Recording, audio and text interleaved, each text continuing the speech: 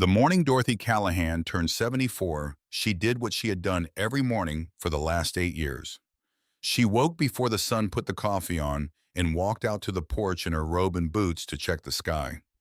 Not because she expected anything to have changed overnight, but because Earl had always said the sky over Harlan County was honest, in a way that people rarely were, and she had never stopped believing him. The farm sat at the end of a gravel road that forked off Route 11 about 3 miles east of town.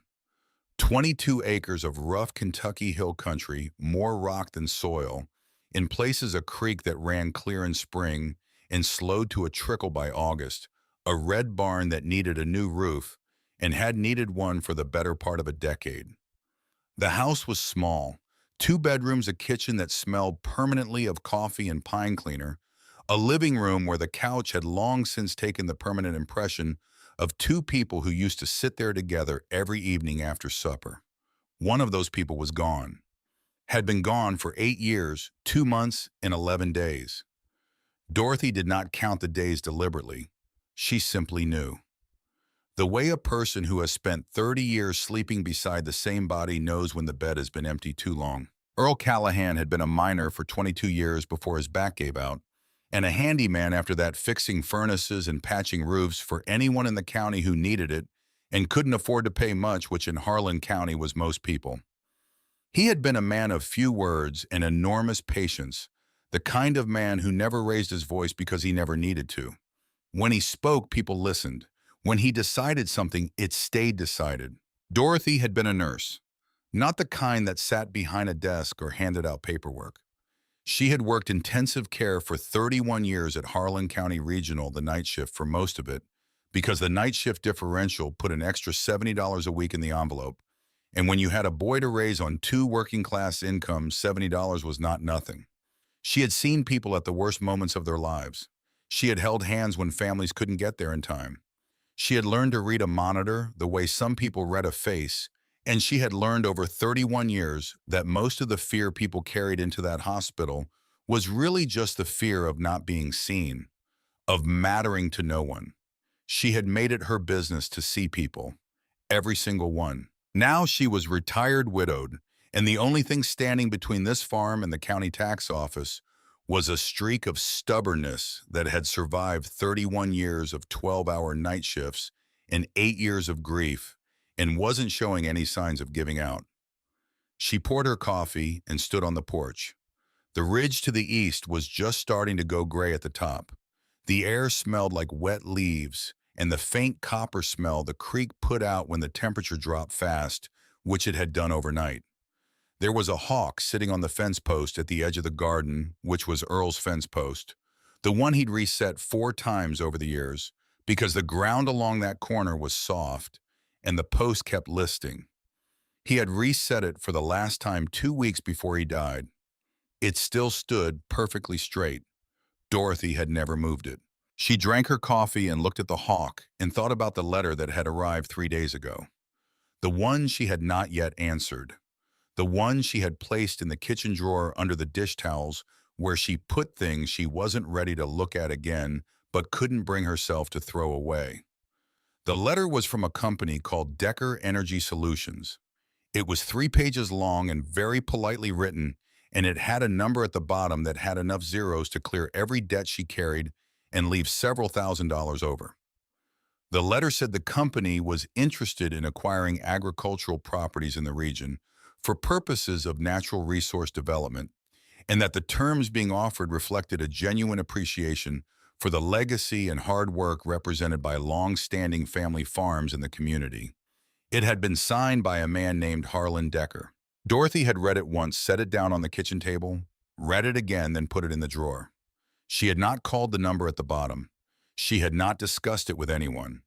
She had thought about it at 3 in the morning when she couldn't sleep, which was most nights, lying on her side of the bed, listening to the house settle around her. The farm was not worth much by any reasonable measure. The soil was what it was. The equipment was aging. The barn roof would cost more than she had to replace properly. Her pension from the hospital covered her expenses barely, and the vegetable garden she kept in the back half-acre supplemented things through the growing season. She was not rich. She was not struggling the way some people in Harlan County were struggling, but she was close enough to that edge that she thought about it. But the farm was the last place Earl had walked every morning. The last place she had been somebody's wife. The last place the life they had built together still had a physical shape she could touch. She was not selling it. That decision had been made 8 years ago on the night she came home from the hospital, after they told her Earl was gone, walked through every room of the house, stood in the doorway of the barn, and said out loud to no one, or perhaps to someone, that she was staying, that she was not leaving, that whatever came next was going to come to her right here on this ground under the sky. The hawk dropped off the fence post and disappeared over the ridge. Dorothy finished her coffee and went inside to start the day. She did not know on that particular morning that the day she was starting would eventually lead to a county sheriff's cruiser pulling up her gravel drive with its lights running, or that it would bring 43 motorcycles up that same road 2 hours later, or that it would change in ways she could not yet see everything about what she understood to be true about this county, this farm, and the strange, improbable shape that loyalty could take. The town of Clover Fork was 12 miles up Route 11 from Dorothy's gravel road, a main street with a diner, a hardware store, a pharmacy, a Dollar General, and the kind of quiet that was not really quiet, but was actually just everyone keeping their voices down about the same things. People in Clover Fork knew each other the way people in small Appalachian towns know each other, which is to say completely and selectively, and sometimes mercilessly. Dorothy had lived in this county for 46 years. She was known. Not famous, not important in the way that politicians or businessmen were important, but known the way a person is known when they have shown up in your worst moments and behave well. Half the county had passed through her ICU at one point or another, or had a parent or a spouse who had. She had the kind of quiet authority that comes not from position or money, but from having been present at enough of the moments that actually matter. She drove the 12 miles into town on Tuesday mornings to buy groceries and pick up her prescriptions and have coffee at Patty's Diner, which had been on the corner of Main and Oak since before Dorothy had arrived in the county, and which served a cup of coffee that, in Dorothy's personal opinion, had never been equaled anywhere in eastern Kentucky. She was sitting at the counter on the second Tuesday of October, working through a piece of apple pie that she'd told herself was just going to be coffee, when she heard the name Decker Energy for the first time outside of her kitchen drawer. The conversation was coming from the booth behind her. Two men, both farmers from the far side of the county. She recognized both their voices. They were talking in the low, tired way that men talk when something has already been decided and they're just processing the aftermath. One of them had sold, he was saying. Got the check last week. The number was enough to pay off the equipment loan and the second mortgage, and put something in the bank for the first time in 12 years. His wife had cried, not sad crying, the other kind. The second man had not sold. His tone was harder. He said the offer was good, better than good, but that there was something he didn't trust about the whole thing. He'd heard that 2 farms on the north end of the county had sold under pressure that went beyond a letter in the mail. He'd heard about broken fence lines, a well that had tested for contamination right around the time a Decker representative had come by for a second visit. He didn't say who he had heard this from. He just said he'd heard it. Dorothy ate her pie and listened and did not turn around. On the way home, she stopped at the library and used their computer to look up Decker Energy Solutions. The company was registered in Delaware. Its principal office was listed as Lexington, Kentucky. Its CEO was one Harlan Decker 58, formerly of a larger energy company that had been dissolved following an environmental lawsuit in West Virginia 3 years prior. The lawsuit had been settled out of court. The terms were not public. Dorothy wrote this down in the small spiral notebook she kept in her purse, the same kind she had used for 30 years to track patient vitals and medication schedules, because some habits outlast the jobs that form them. She drove home. The hawk was back on Earl's fence post. She made dinner, cleaned up, sat in the living room with her notepad, and thought about what kind of person walks away from an environmental lawsuit in one state and shows up in another state with a letter full of polite zeros. The second letter from Decker Energy arrived the following Monday. It was shorter than the first. The tone was different.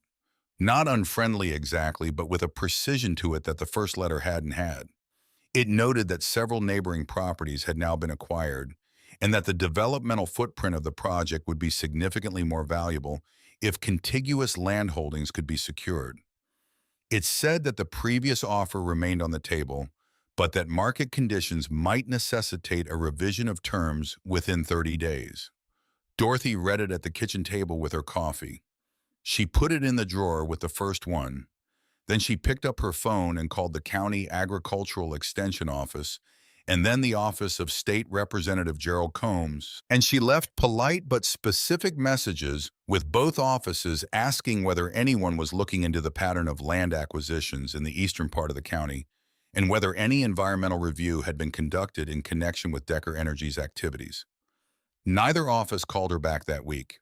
She was not surprised. She was also not finished. In her years as a nurse, she had developed out of professional habit a practice of keeping records about things that seemed off before she could explain why they seemed off. When she had noticed over the summer that the creek running through the south edge of her property had a slightly different quality to it, a faint metallic edge that hadn't been there before she had done what she always did with things that seemed off. She had taken a sample. She had put it in a clean canning jar from the kitchen, labeled it with the date and her observations about the color and smell, and stored it in the back of the refrigerator. Then she had taken another one a month later and another one the week after Decker's first letter arrived. 3 jars dated stored, waiting for a reason to matter. She did not yet know what she had. She only knew something was wrong, and that the first step when something was wrong was to write it down. The Iron Cross Motorcycle Club had been part of Harlan County the way weather was part of Harlan County. You could argue about whether it was good weather or bad weather, but you couldn't pretend it wasn't there. Their clubhouse was a converted auto shop on the south side of Clover Fork. Heavy roll-up doors, a parking lot that held more motorcycles on a Friday night than the diner held customers on a weekday, a hand-painted sign above the entrance that simply said Iron Cross and had been there for at least 15 years. Most people in the county had an opinion about the Iron Cross. Very few of those opinions were neutral. The club had a reputation that preceded it into most rooms, the kind of reputation that is built partly from truth and partly from the natural human tendency to make things simpler than they are. There had been trouble years back, the kind that ends up in county court records. There had been men affiliated with the club who had done things that were not defensible. There had also been, though people were less likely to bring this up unprompted, the time the club had organized a fundraiser for the Brewer family after their house burned down, and the time 3 members had shown up unannounced at the high school, when there was credible talk of a threat against students, and had simply parked their bikes in the lot and stood there until the situation resolved, and no one had fully explained how it had resolved so quickly. The man who ran the Iron Cross was named Vance Briggs. He was 52 years old, broad through the shoulders, with forearms that told a story of physical work going back to his teens. He had a face that had been lived in hard, a jaw that looked like it had been set by someone who expected it to take impact, and eyes that were a particular shade of gray that people tended to remember after the first time they met him. He went by Preacher, a road name given to him years before by a man who was dead now and whose name Vance still carried without irony. He did not preach, he did not lecture. What he did was listen in a way thorough enough that people sometimes felt afterward as if they had been heard more completely than they were used to being heard. He had grown up in Harlan County. His father had been a miner, like so many fathers here. He had left at 19, worked oil rigs and construction and logging across the South and Midwest, found the club in his late 20s, and returned to Harlan County in his late 30s with the road behind him and a decision to stay. He had been president of the Iron Cross chapter for 9 years. He knew the county the way you know a place when you have left it and come back to it, and decided with full information that it is still where you belong.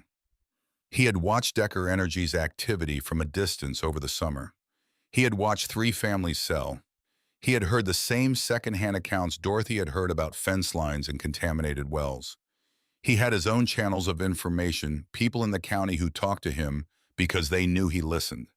He was not looking to cause problems with Harlan Decker or anyone else. But he had lived in this county long enough to know that when someone with out-of-state money starts acquiring land quickly and quietly, the people with no say in the outcome are always the same people who had no say in anything else either. The first time Dorothy saw the Iron Cross up close was a Wednesday morning in late October, when four of them pulled into the parking lot of the hardware store just as she was coming out with a bag of wood screws and a tube of roof sealant. They came in on two bikes, two men to a bike, which was not how you usually saw them, but which was how you rode when the weather was dropping and the road was slick with fallen leaves. She noticed them the way she noticed most things, which was carefully and without making a show of it. The one in front, the one who parked the lead bike and got off with the kind of deliberate ease that comes from decades in the saddle, was Vance Briggs. She had seen him before around town enough times to put a name to the face. She did not know him. She had no particular feeling about him beyond a general nurse's assessment, which was that he was the kind of man who carried pain efficiently, which was either a very good sign or a very bad one, depending on the circumstances. He glanced at her as she came down the hardware store steps. A brief, neutral look. She returned it in kind and went to her truck. The situation with Harlan Decker changed in the first week of November. Dorothy had been making calls, not loud calls, not the kind that end up in newspapers, but steady, methodical ones. She had spoken to a woman at the state environmental office who had been professionally polite and personally evasive. She had spoken to a lawyer in Lexington who handled agricultural property cases, who told her that the land acquisition pattern she was describing was not illegal on its face, but that if the accompanying harassment could be documented, there might be grounds for an action. She had begun to document it. In her spiral notebook and the neat, precise handwriting she had used for 30 years of patient records, she wrote down everything she knew or had heard. Dates, names, descriptions of incidents. The two farms on the north end. The well contamination that had happened right after a second visit from a Decker representative. The fence line she had noticed had been cut on the Palmer property, which she drove past on her way to town, and which had been intact as recently as 3 weeks ago. She was building a picture. She was not yet sure what to do with the picture. What she had not anticipated was that Harlan Decker was also building a picture, and that he had arrived at the conclusion that Dorothy Callahan was a problem that needed to be solved before it got larger. Decker was not a complicated man. He was a man who had spent 30 years in resource extraction, learning that the only thing standing between profit and loss was usually the willingness to do whatever was necessary, and that in every situation there was a point past which the obstacle in front of you could be removed if you applied the right kind of pressure. He had applied pressure before. In West Virginia, where the environmental lawsuit had been the direct result of his company's practices, he had managed to settle out of court because the families most affected had been persuaded through various means that the cost of continuing the fight was greater than the cost of accepting the settlement. He had learned from that experience that the persuasion had to happen early before documentation reached the point where it became undeniable. Dorothy Callahan was making calls and keeping records. She needed to become someone whose calls and records no one would take seriously. The easiest way to accomplish that was to make her something other than a retired nurse and a grieving widow with a reputation for reliability.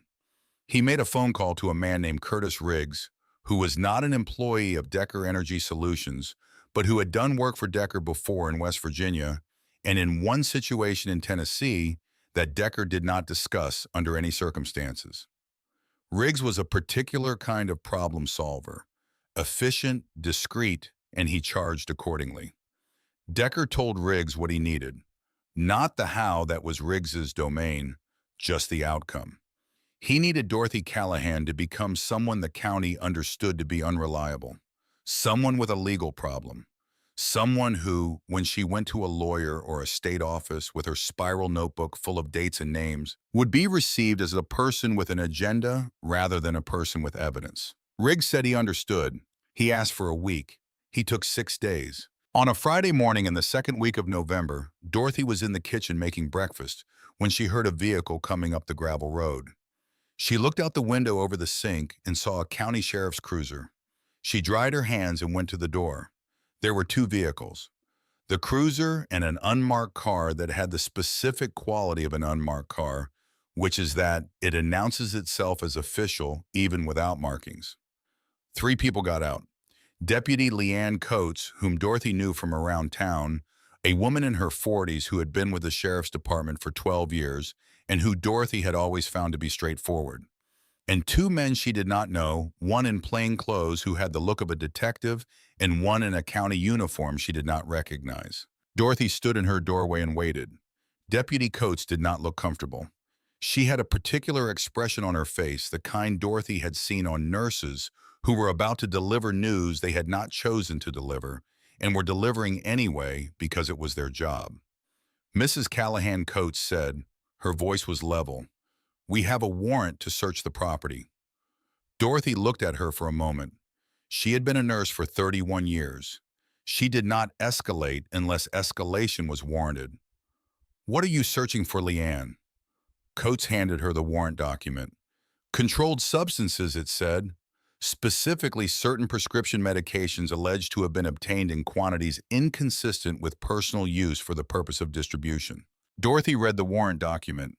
She read it the way she had read difficult charts in the ICU, which was thoroughly without letting her face show what she was finding. She handed it back and stepped aside from the door. She stood in the kitchen while they searched. She watched them move through the house with the particular professional efficiency of a search being conducted by people who know what they are looking for because they know where it has been placed. The detective, who did not give his name, went directly to the hall closet and directly to the top shelf behind the winter coats and directly to a shoebox that Dorothy had never seen before in her life and directly opened it to reveal a quantity of prescription opioids in amber bottles that had someone else's name on the labels. Dorothy looked at the shoebox. Then she looked at Deputy Coates. Coates was not looking at her. "That," Dorothy said quietly, "is not mine." The detective began to read her rights. She did not argue. She did not raise her voice.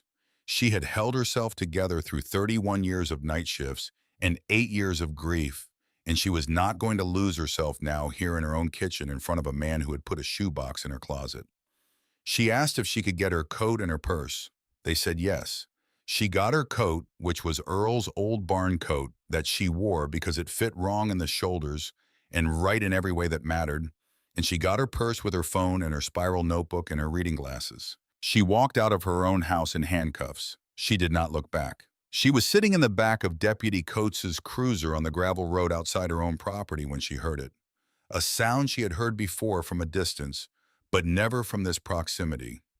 The sound came from the south, from the direction of town, and it built the way a weather system builds a low vibration that started beneath hearing and worked its way up through the chest. Then it was audible, and then it was loud, and then it was the full rolling thunder of motorcycle engines on a rural road, and she counted them coming over the hill and down toward the farm. 4, 8, 12, 20, 30, and the number still rising, and they came in a formation that was precise and deliberate, and looked from the back window of the cruiser like something between a military convoy and a river breaking its banks. Deputy Coates put the cruiser in park and sat very still. They came down the gravel road and they stopped. 43 motorcycles stretching back up the road farther than Dorothy could see from where she sat. The engines cut off in a ripple front to back, and then there was silence, and then the lead rider dismounted. Vance Briggs walked up to the side of the cruiser and looked in the back window at Dorothy Callahan. He looked at the handcuffs. He looked at her face. He looked at the expression on that face, which was not fear and was not defeat and was not even anger. It was the expression of a woman who has been in difficult rooms before and has learned that the room does not define the outcome. He turned to Deputy Coates, who had gotten out of the driver's side and was standing beside her door with her hand not exactly on her weapon, but near it. "What are the charges?" Vance said. Coates told him. He was quiet for a moment. Then he said, "When did she have the time?" And it was not a question. Coates said nothing. Vance walked back to his bike. He pulled out a phone and made a call, and Dorothy watched him through the back window. Watched the deliberate stillness of him while he was on that call, The way he stood with his weight settled and his shoulders level. The way a man stands when he has dealt with impossible situations before and has learned that panic is expensive. She watched him and thought for reasons she could not entirely account for of Earl. Not because Vance Briggs looked like Earl, or sounded like Earl, or was in any way Earl, but because of that quality of stillness, the willingness to be present in a difficult place without needing to perform anything about it. Dorothy sat in the back of the cruiser and thought about her spiral notebook in her purse, and about the dates and names and observations it contained, and about the fact that a shoebox had appeared in her closet, and about the specific way Decker's second letter had said that market conditions might necessitate a revision of terms, and about the particular expression on Deputy Coates's face when she had handed over the warrant. Coates had not looked like a person who believed what she was doing. She had looked like a person who was doing what she had been told to do.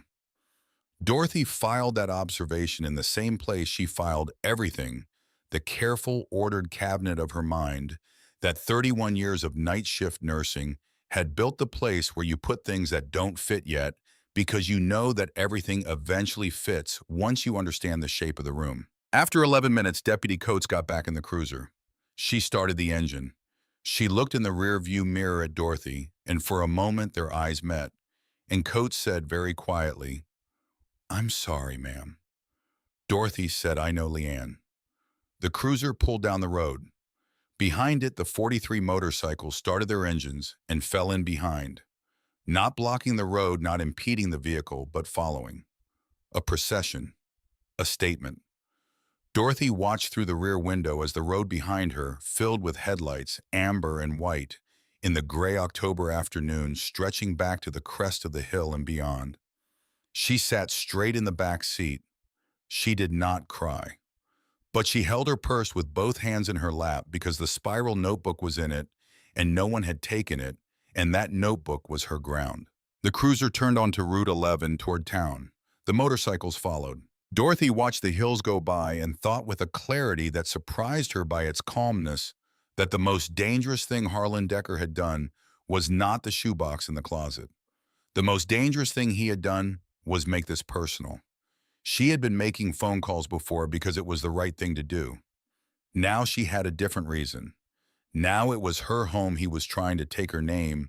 He was trying to soil her freedom. He was trying to revoke. The cruiser pulled into the parking lot of the Harlan County Sheriff's Department. Dorothy sat in the back and watched the motorcycles park along the road outside. All 43 of them. Not blocking anything, not threatening anything, just parked.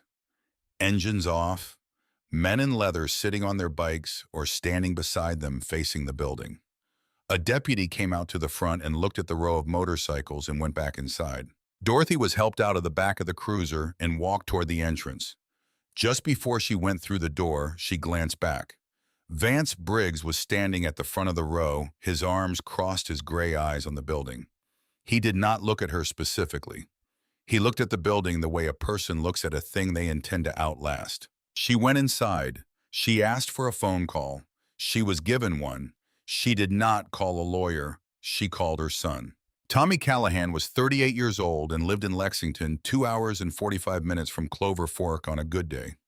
He worked in project management for a mid-sized construction company, had a decent apartment, a truck he was still paying off, and a relationship with his mother that he would have described if pressed as loving and uncomplicated, which was the way people describe relationships when they have not yet been asked to do anything hard. He got the call at 10:30 in the morning. He was in a meeting. He stepped out and stood in the hallway of his office building and listened to his mother's voice come through the phone in the calm, precise way she had of delivering bad news. The tone she had developed as a nurse and never entirely put down, and he felt the floor tilt slightly under him. He told her he was coming. He was in his truck and on the highway before she had finished telling him there was no need to hurry, that it was under control, which was his mother's way of saying she was scared but was not going to say so. He drove with both hands on the wheel and the radio off and thought about the last time he had been to the farm, a weekend visit in August, his mother feeding him more than he needed the way she always did. The two of them sitting on the porch in the evening and not talking much because they had gotten past the age where conversation needed to fill all the silence. It had been a good visit. He had driven home Sunday afternoon thinking she seemed fine, that she was managing. He had not known about the letters from Decker Energy. She had not told him. He thought about that now on the highway in November, the farmland going gray on both sides of the road. He thought about the particular way his mother did not tell him things, not because she wanted to hide them, but because she had spent 31 years being the person who handled things, and the habit of handling things yourself was not something you shed easily. He arrived at the Harlan County Sheriff's Department at 20 minutes past 1. He parked and got out, and the first thing he saw was the row of motorcycles along the road beside the building. He stood beside his truck and looked at them for a moment, then went inside. His mother was in a chair in the waiting area, not in a cell, because Deputy Coates had made the judgment on her own authority that the charges did not require detention while processing moved forward, and she had acted on that judgment in a way that was technically within her discretion, in practically a small act of defiance that she would likely not discuss with her supervisor. Dorothy was sitting with her coat on and her purse in her lap and her posture perfectly straight. And when Tommy came through the door, she looked at him with an expression he had not seen on her face since the morning after Earl died, which was the expression of a person who is genuinely glad you are here, but will not let that gladness become dependence. He sat down beside her and she put her hand briefly on his arm. That was enough.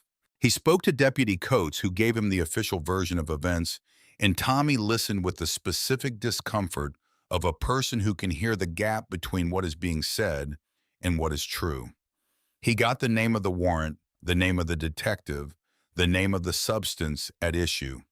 He stepped outside to make a call.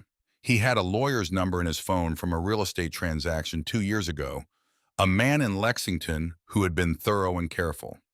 He called that number and gave a quick summary, and the lawyer said he would have a referral in Harlan County within the hour. Tommy stood outside the sheriff's department on the sidewalk beside the row of motorcycles. He was looking at his phone when he became aware of a presence to his left.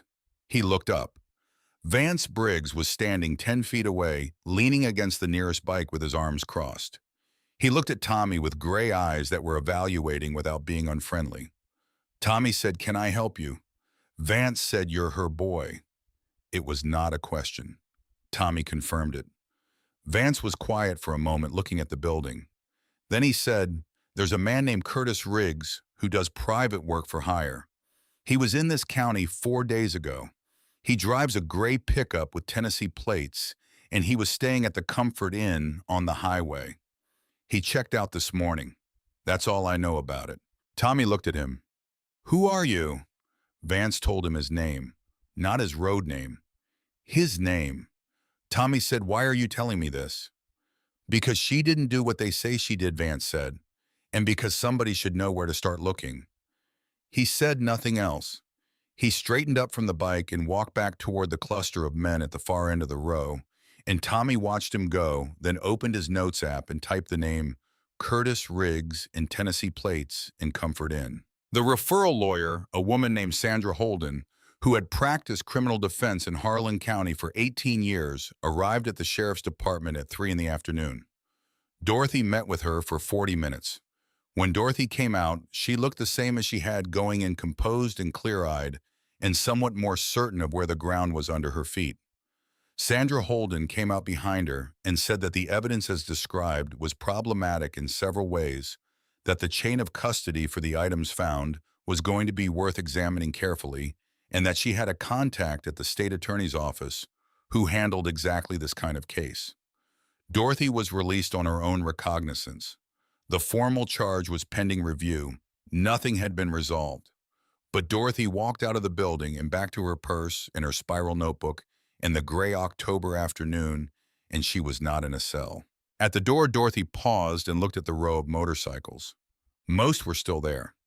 The number had reduced from 43 to perhaps 30, but 30 remained parked in the fading afternoon light, and the men who belonged to them were still present, standing or sitting patient as the hills. Dorothy looked at the row for a long moment. Then she walked down the steps to the parking lot. Vance Briggs was at the near end of the row. He did not move toward her. He waited while she walked to him, which she did steadily and without hurrying.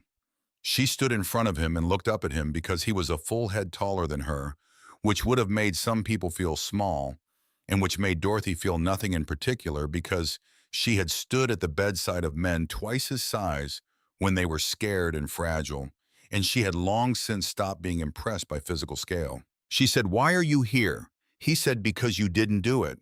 She said, "How would you know that?" He said, "Because I know this county, and I know what Decker does when somebody won't sell, and I know what a shoebox that didn't belong to somebody looks like in a search report." She looked at him for a moment. She said, "I have a notebook. I've been documenting what I know about Decker's operation in this county for 3 weeks." He said, "I know." She said, "How do you know?" He said, "Because you've been asking questions in places where people talk to me." She absorbed this. She said, "I need to find a man named Curtis Riggs." Vance looked at her with an expression that was, she would think about later, the expression of a man who has been surprised in a way he found entirely agreeable. He said, "Your boy has that name already." Dorothy turned and looked at Tommy, who was standing 20 feet away, talking to Sandra Holden. She turned back to Vance. She said, "What do you want out of this?" He said, "Same thing you want.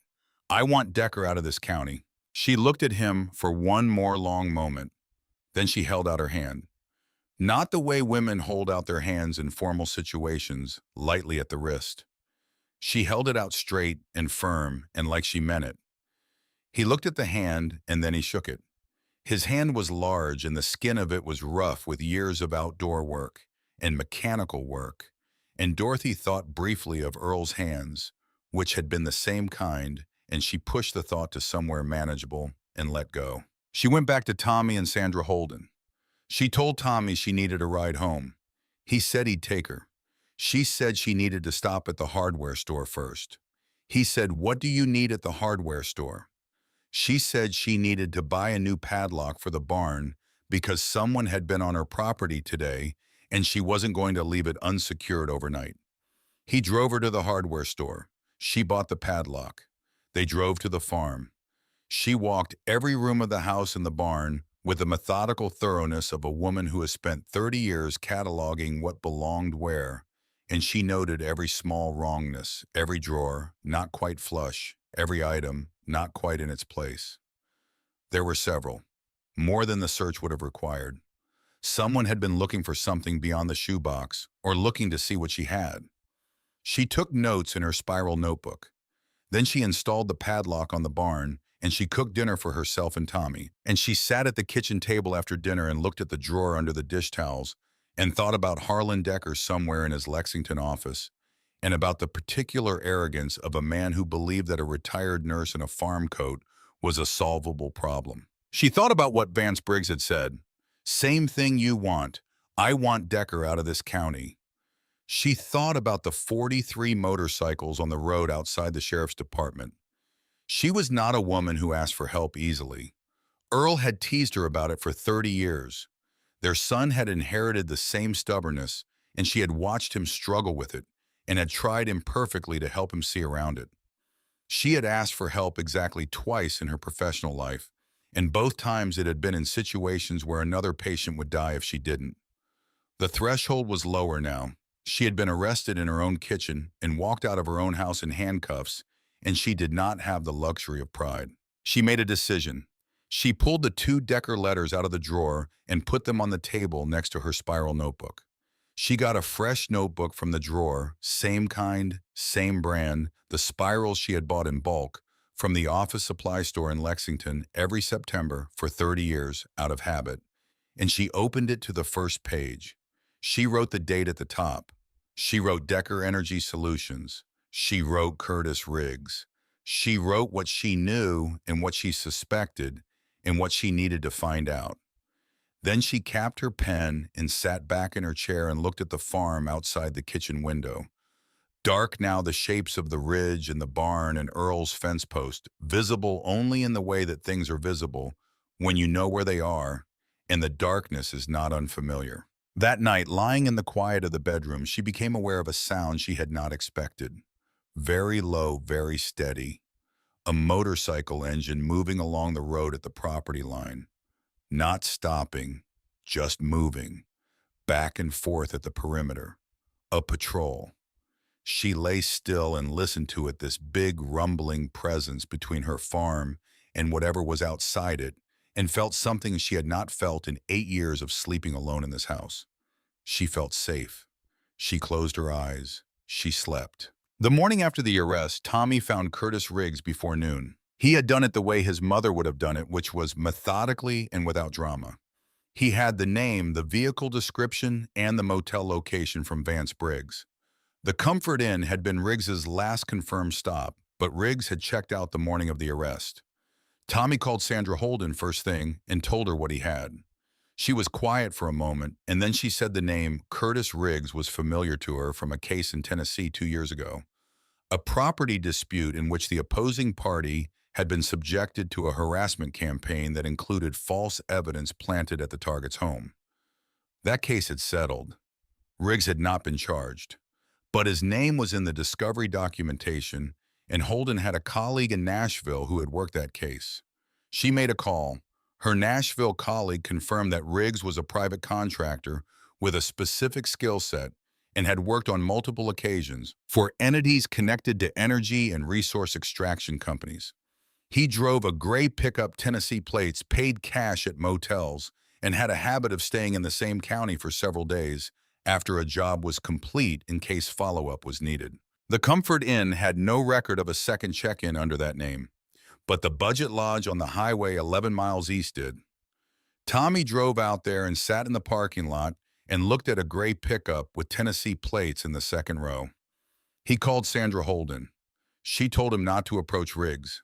She called the county sheriff's department and spoke to a deputy she trusted, not the one who had overseen the search, but a different one named Garrett, who had been with the department for 6 years and who Sandra had found in 18 years of practice to be reliably interested in what was actually true. Deputy Garrett drove out to the Budget Lodge, ran the plates, spoke to the motel manager, and spoke to Curtis Riggs, who was in his room eating takeout, and who became notably less relaxed when he saw a county uniform in his doorway. Garrett did not arrest him. He did not have enough for that yet. But he asked Riggs to come to the department and answer some questions voluntarily, and Riggs, who had enough experience with law enforcement to understand the difference between a voluntary interview and an involuntary one, came. Dorothy heard about this from Tommy, who called her at 11:15 from the parking lot of the Budget Lodge. She was at the kitchen table with her new notebook open and her coffee going, and she listened to her son tell her what he had found, and she felt the specific satisfaction of watching a thing she had predicted move toward where she had predicted it would go. She thanked him. She said he had done well. He said he had just followed the lead. She said that was what doing well looked like. She called Vance Briggs after she hung up with Tommy. He answered on the second ring. She told him about Riggs and the Budget Lodge in the voluntary interview. He was quiet while she talked. When she finished, he said, "That's moving fast." She said she did not see the point in moving slow. He said, "No, I suppose you don't." She said she needed to talk to him, not on the phone. He said he could come to the farm. She said that was fine. He said he'd be there in an hour. He was there in 50 minutes. He came alone, which she had not expected but noted. A single motorcycle, no escort. He parked on the gravel in front of the house and got off and stood for a moment looking at the property, not in an appraising way, but in the way a person looks at a place they are orienting themselves to. She opened the door before he knocked. She made coffee because that was what you did, and they sat at the kitchen table where she had sat alone for 8 years, and where she had read the 2 letters from Decker, and where she had opened her first notebook 3 weeks ago. He sat across from her and wrapped his hands around the mug she gave him and looked at the notebooks on the table. He did not ask to see them. He waited. She said, "Tell me about your interest in Decker." He said, "I already told you. He's buying out the county, and he's not doing it clean." She said, "I know that. I'm asking why you care." He said, "I grew up here. My parents are buried here. 3 families in this MC are from farms in this county. When something comes after this place, It comes after the people I'm responsible for. She said, is that all of it? He looked at her. She said, I've been a nurse for 31 years. When someone gives me a correct answer that isn't quite the complete one, I can usually tell. He was quiet again longer this time. He said, there's something else, yes, but I'm not ready to say it yet. She accepted this, not because she was satisfied with it, but because she understood that some things needed more time than others, and that pushing before something was ready did not make it ready. She said, all right. Then she laid out what she knew. The 2 Decker letters, her notebook of observations, the fence line at the Palmer property, the contaminated well, the secondhand accounts, the pattern of acquisitions, and the timeline of incidents. The information about Decker's previous company and the West Virginia lawsuit. The name Curtis Riggs and the evidence that he had been in the county in the days leading up to the search of her property. She also had something else. She had the water. She described the 3 jars in her refrigerator, each dated, each labeled with her observations about color and smell. She had not sent them for analysis yet. She had been waiting until she had more context. Vance listened without interrupting. When she finished, he picked up one of the jars she had set on the table and held it to the light from the window.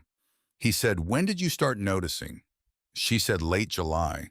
He said, there's a well on the property line of the land Decker just acquired from the Hendersons on the north end. It went operational in late June. She said, how do you know about the well? He said, because I have a man who knows about wells. She put that in the part of her mind where she put things to look at later and said, I need to get these tested. He said, I know someone at the university in Lexington, environmental science. She'll turn results in 48 hours, and she won't ask questions about where the samples came from. Dorothy looked at him across the kitchen table, this big, quiet man with the gray eyes and the rough hands, and the thing he wasn't ready to say, and she said, I'll get you the jars. The next 4 days moved the way difficult things move when the right people are working them, which is to say, less like a drama and more like a surgery, methodical and purposeful, with a great deal happening beneath the surface that was not visible from outside. Curtis Riggs did not hold up long under the voluntary interview. Sandra Holden's Nashville colleague had transmitted the Tennessee case documentation overnight, and Deputy Garrett had it when Riggs sat down across from him. Garrett was in Sandra's assessment the best interviewer in the county department because he asked questions with a thoroughness that made the person being questioned feel gradually that the outline of what had happened was already completely visible and that lying about it was not an efficiency. Riggs was not a loyal man. He was a contractor. His loyalty extended exactly as far as his fee, and his fee had been paid by Harlan Decker, which was a fact that Riggs decided in the 3rd hour of the interview was more useful to him as a bargaining chip than as a secret.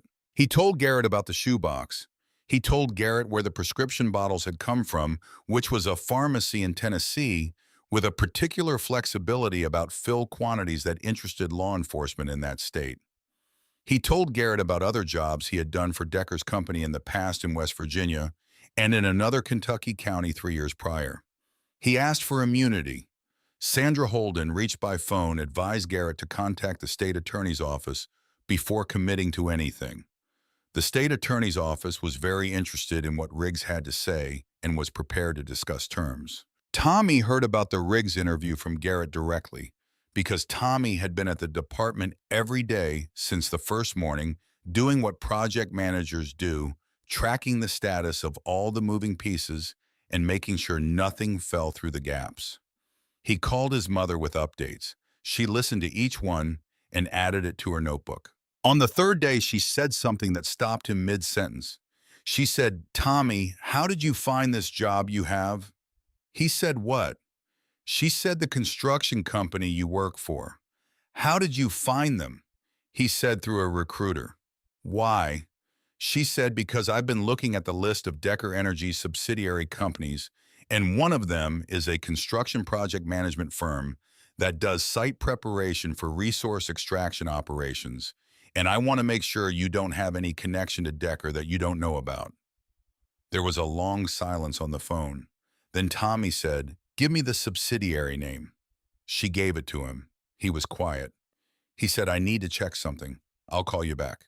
He called back 20 minutes later.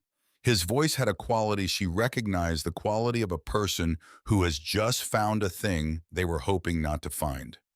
He said the recruiter's company is listed as a preferred contractor on Decker Energy's site preparation vendor list.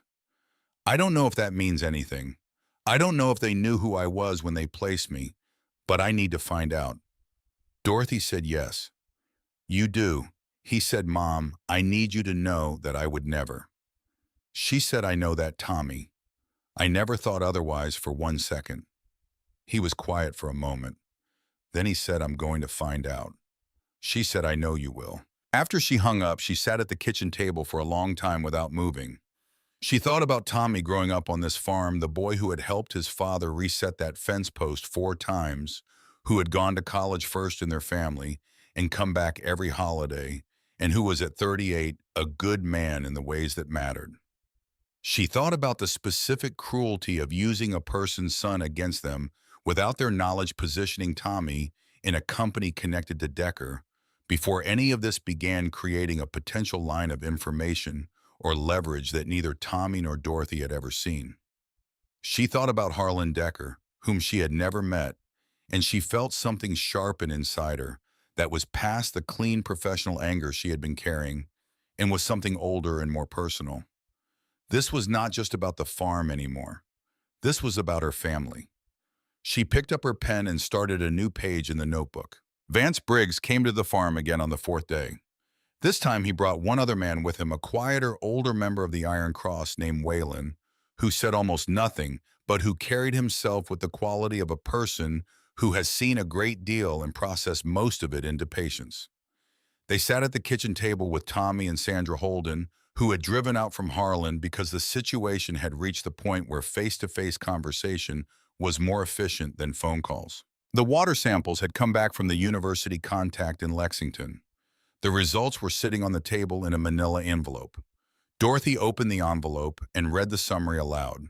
The samples showed elevated levels of certain chemical compounds consistent with industrial well drilling activity compounds that at the concentrations present in the most recent sample exceeded EPA safe water standards for residential use. The progression across the 3 samples showed a clear increase over a 3-month period. The room was quiet when she finished reading. Sandra Holden said, "This is the piece." Dorothy said, "I know."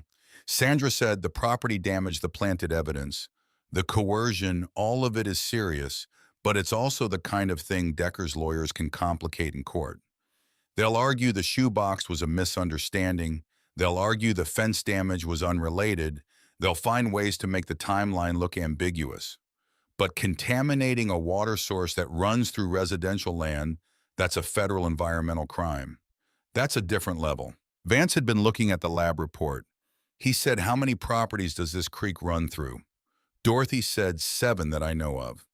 Possibly more depending on how far downstream it goes. He said the Hendersons sold last September. The Palmers sold in August. The Coopers on the north end sold in June. All 3 properties feed into the same watershed. Tommy said so the people who sold no longer have standing as property owners.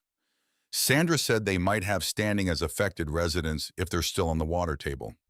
It depends on their new living situations. But the properties that haven't sold yet, Dorothy said mine is the last one on this creek that hasn't sold. Everyone at the table looked at her. She said that's not a coincidence.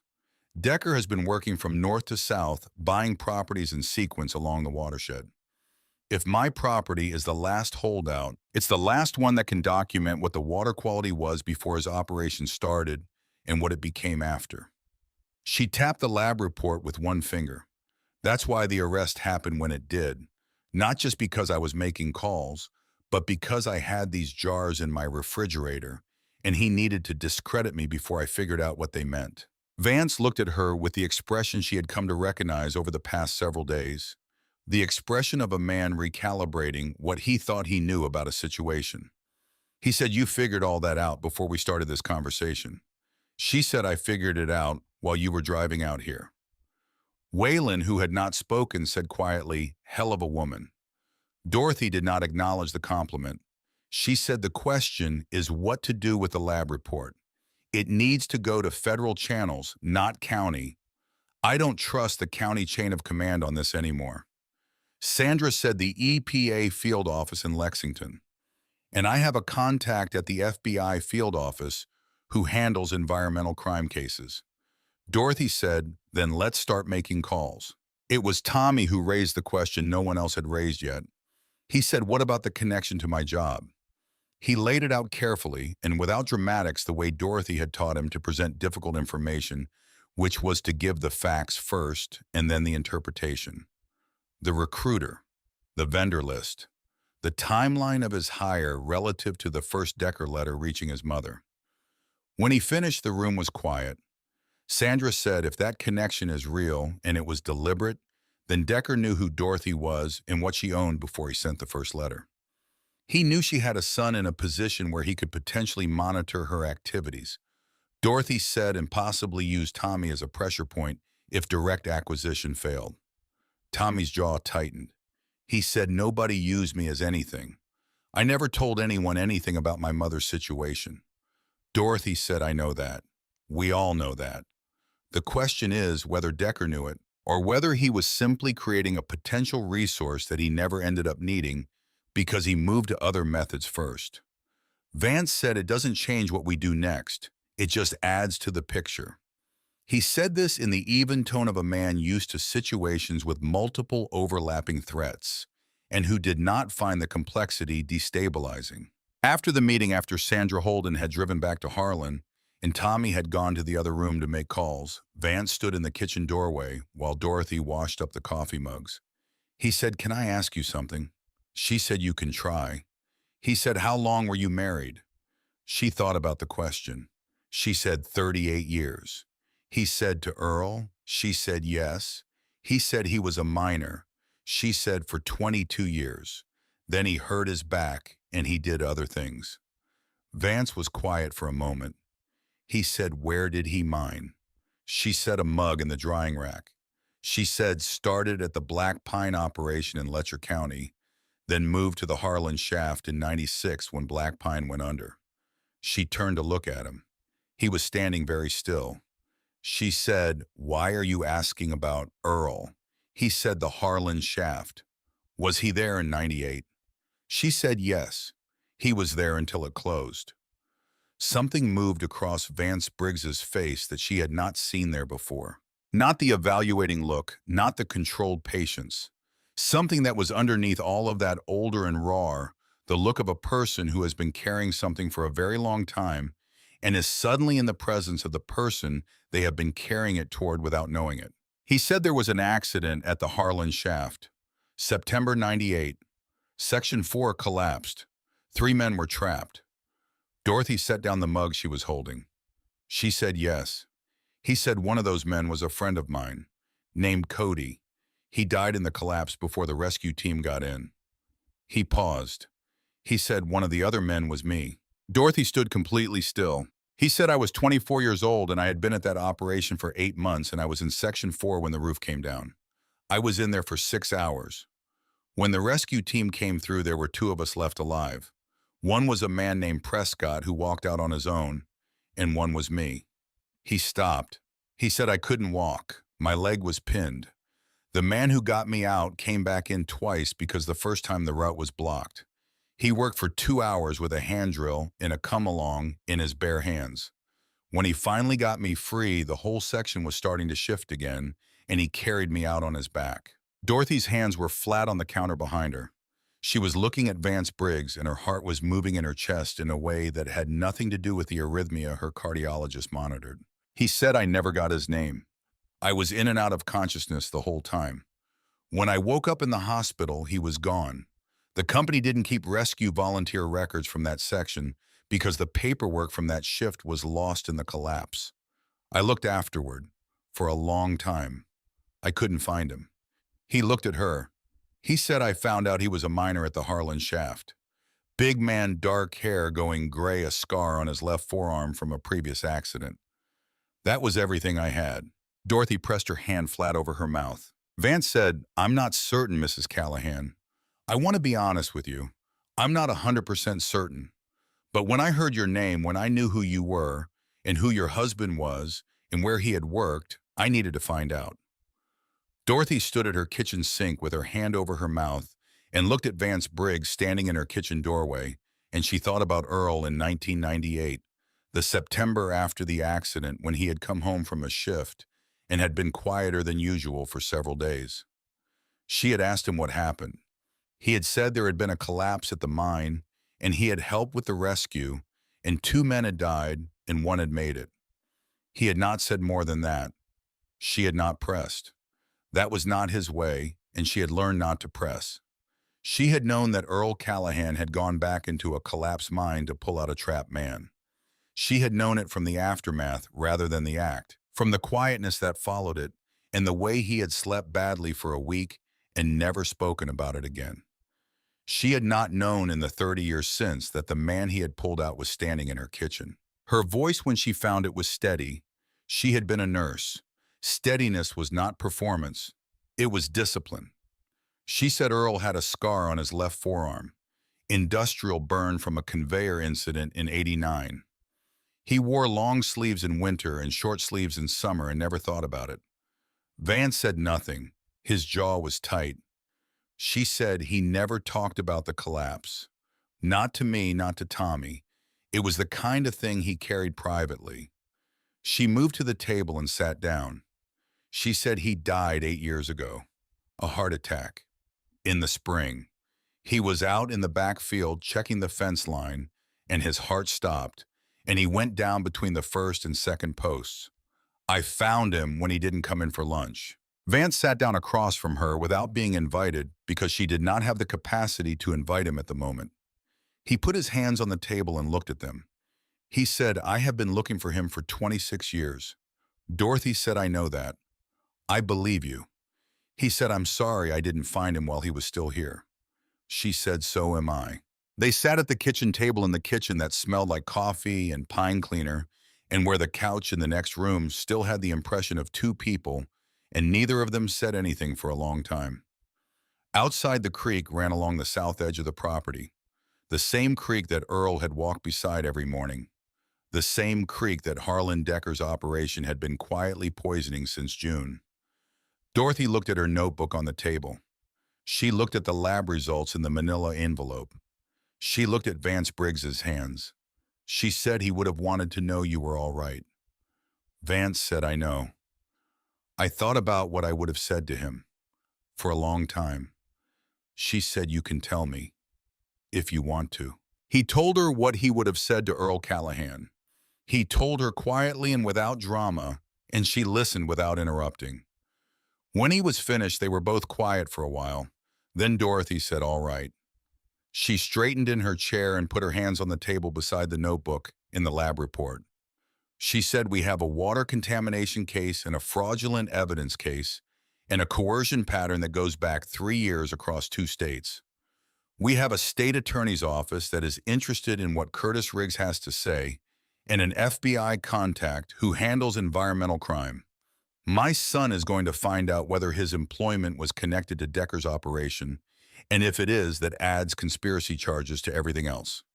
She said, I need you and your people to hold the county steady while the legal case develops. I need eyes on the properties along the watershed, and I need documentation of any new incident that occurs. I need to know if anyone else in this county gets another visit from a Decker representative before the federal review begins. She said, can you do that? Vance Briggs looked at Dorothy Callahan across the kitchen table where she had sat with Earl for 38 years, and he said yes. She said, good. She picked up her pen. She said, then let's get to work. The next week was this kind of week that does not announce itself as significant while it is happening. It looks from the outside like ordinary work phone calls and meetings and drives between towns and people sitting at tables talking carefully. But it is the kind of week where everything that comes after is determined. And when you look back at it later, you see the shape of it, clearly the point at which things began to move toward the outcome that had all along been possible. Tommy found the connection on the 5th day. He had gone back to Lexington and spent 2 days going through his employment records and the recruiter's documentation with the methodical patience his mother had given him. in which he had once as a teenager resented as fastidiousness, and which he now recognized as a survival skill. He pulled every document from his initial placement, the recruiter contract, the fee structure, the vendor agreements that his company had signed with its clients, and he found in the third tier of a vendor subcontracting arrangement the name of a company that was a subsidiary of a company that was a subsidiary of an entity connected to Decker Energy Solutions. It was not proof of deliberate placement, it was proof of connection. Whether that connection had been used intentionally would require further investigation. But Tommy had enough to take to Sandra Holden, and Sandra had enough to take to the FBI contact. And the FBI contact, when presented with the full picture, the water contamination evidence, the Riggs confession, the land acquisition pattern, and now the potential surveillance of a target's family member, said that this had become something significantly larger than a county property dispute. The federal review began on a Thursday morning. It did not begin with dramatic arrivals or visible activity. It began with a phone call to Harlan Decker's office in Lexington and a request for documentation that Decker's lawyers received, and immediately spent 6 hours arguing about whether to comply with, during which time the EPA field team was already on the road toward Harlan County with their equipment. Dorothy was at the farm when Vance called to say that the EPA team had been to the first 3 properties along the watershed and had taken their own samples. She was weeding the garden, which she did every November before the ground froze, the kind of task that takes your hands and leaves your mind free. She pulled off her gloves and called Sandra Holden. Sandra said the state attorney's office had moved the Riggs matter to a formal agreement and that Riggs was cooperating fully, which meant that the evidentiary basis for the charge against Dorothy was now formally compromised. She expected the charge to be withdrawn within 48 hours. That evening, Vance came to the farm again. He had been coming every other day now, and Dorothy had stopped finding it unusual. He brought a club member sometimes and sometimes came alone, and he always called first, and he always stayed for coffee and sometimes stayed for supper, which she cooked because that was what she did when there were people in her house. They sat on the porch that evening because the weather had lifted, and there was a low light over the ridge that was the particular amber of November late afternoons in this part of Kentucky, the color that Dorothy had been watching from this porch for 46 years, and that she thought was taken altogether the most beautiful light she had ever regularly seen anywhere. Vance sat in the chair that had been Earl's chair, which she had not pointed out to him, and which had simply happened because it was the chair on the right side, and he had sat there the first time and continued to sit there. She thought about pointing it out. She decided not to. He said, "Your son is going to be all right on the employment thing." She said, "I know." He said the company he works for isn't connected enough to be implicated. The recruiter probably didn't even know about the Decker link. It goes through too many layers to have been intentional monitoring. It might just have been coincidence. She said there's no such thing as coincidence in a case like this. There's signal and there's noise. The question is which this is. He said the FBI will sort it out. She said yes, they will. He was quiet. Then he said, "How are you holding up?" She looked at him. She said, "I'm fine." He said, "That's not what I asked." She looked at the ridge. The amber light was going gold at the top the way it did in the last 10 minutes before the sun dropped behind it. She had watched this exact transition 10,000 times and it still caught her. She said, "I have nights where I lie awake and I think about what would have happened if I hadn't had the notebooks, if I hadn't been keeping records, if I hadn't taken those water samples." He said, "But you had them." She said, I know I had them. But I think about the other people on this road who didn't. The families who sold without knowing why things were going wrong. The Hendersons who left because their well went bad and they thought it was just bad luck. The Palmers who took the money because the fence kept getting cut and they were tired. And tired is a real thing, Vance. It's a real condition, not a weakness. And Decker knew that and he used it. She said this without heat. It was an assessment. The heat was somewhere else, banked low where she could use it when she needed it and not be consumed by it when she didn't. He said the federal case will address what happened to them too. She said some of it, Not all of it. The damage to those families is not something a federal case fully addresses. They lost their land. They can't get that back. He was quiet. She said Earl's grandfather homesteaded this farm in 1923. His father was born here. Earl was born here. Tommy was born in that house right there. When something has been in a family for 100 years, it has a weight that doesn't translate into any number on a letter from Decker Energy. Vance said, I know. She looked at him. He said, my family's farm is gone. We sold in 1991 when my father couldn't work anymore, and the costs were too much. I was 20, and I didn't understand fully what we were losing. I do now. She said, I'm sorry. He said it was a long time ago. She said time doesn't always help with that particular thing. He said, no, it doesn't. They sat in the amber and then the gold and then the cooler gray that came after the sun dropped. And Dorothy thought about Earl, which she did every evening on this porch, and about the fact that the man sitting in Earl's chair had been in a collapsed mine in 1998, and her husband had gone back into that mine twice and brought him out, and that neither of them had known in all the years since what the other's life had become.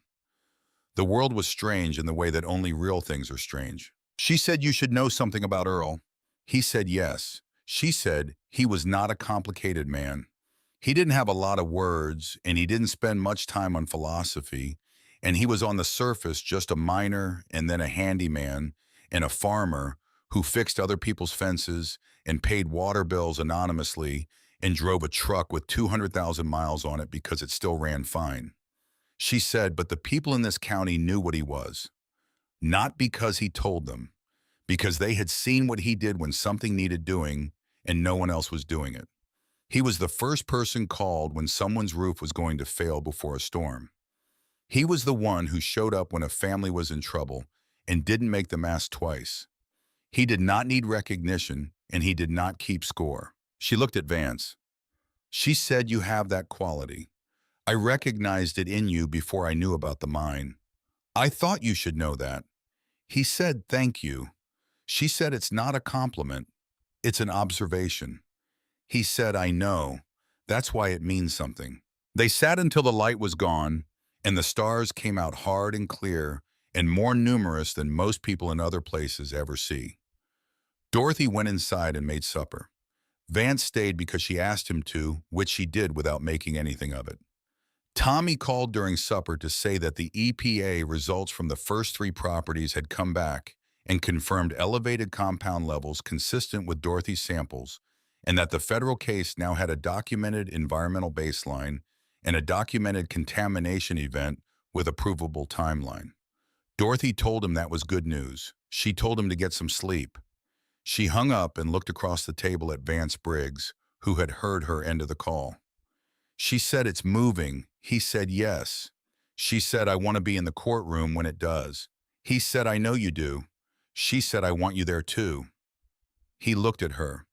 She said, there are things that happen in this county that should be said in public, in front of the people who live here. Not just the Decker charges, the other things.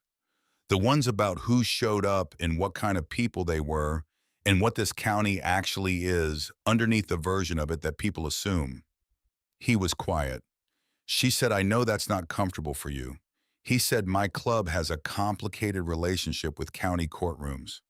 She said, I know that too. I'm asking anyway. He looked at her for a long time with those gray eyes that had been in a collapsed mine at 24 and had come out the other side carrying a debt they had spent 26 years trying to repay. He said, I'll be there. She said, good. She cleared the plates.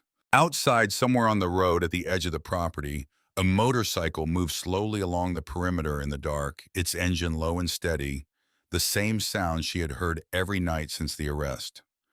Dorothy listened to it while she washed up and thought that there were many kinds of protection in the world, and most of them did not look the way people expected them to. She dried her hands. She went to bed. She slept. The federal case against Harlan Decker moved at its own pace, which was not the pace of drama and was not the pace of a town waiting for resolution, but was the pace of thoroughness.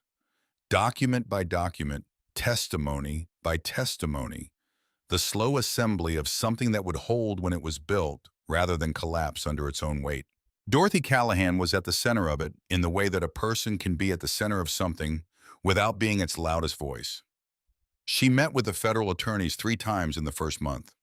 She brought her notebooks to each meeting, the original, and the 2 that followed it, pages of careful observations in the handwriting that had documented 31 years of patient care, and she answered every question with the precise, unhurried completeness of a person who had no interest in drama and every interest in accuracy.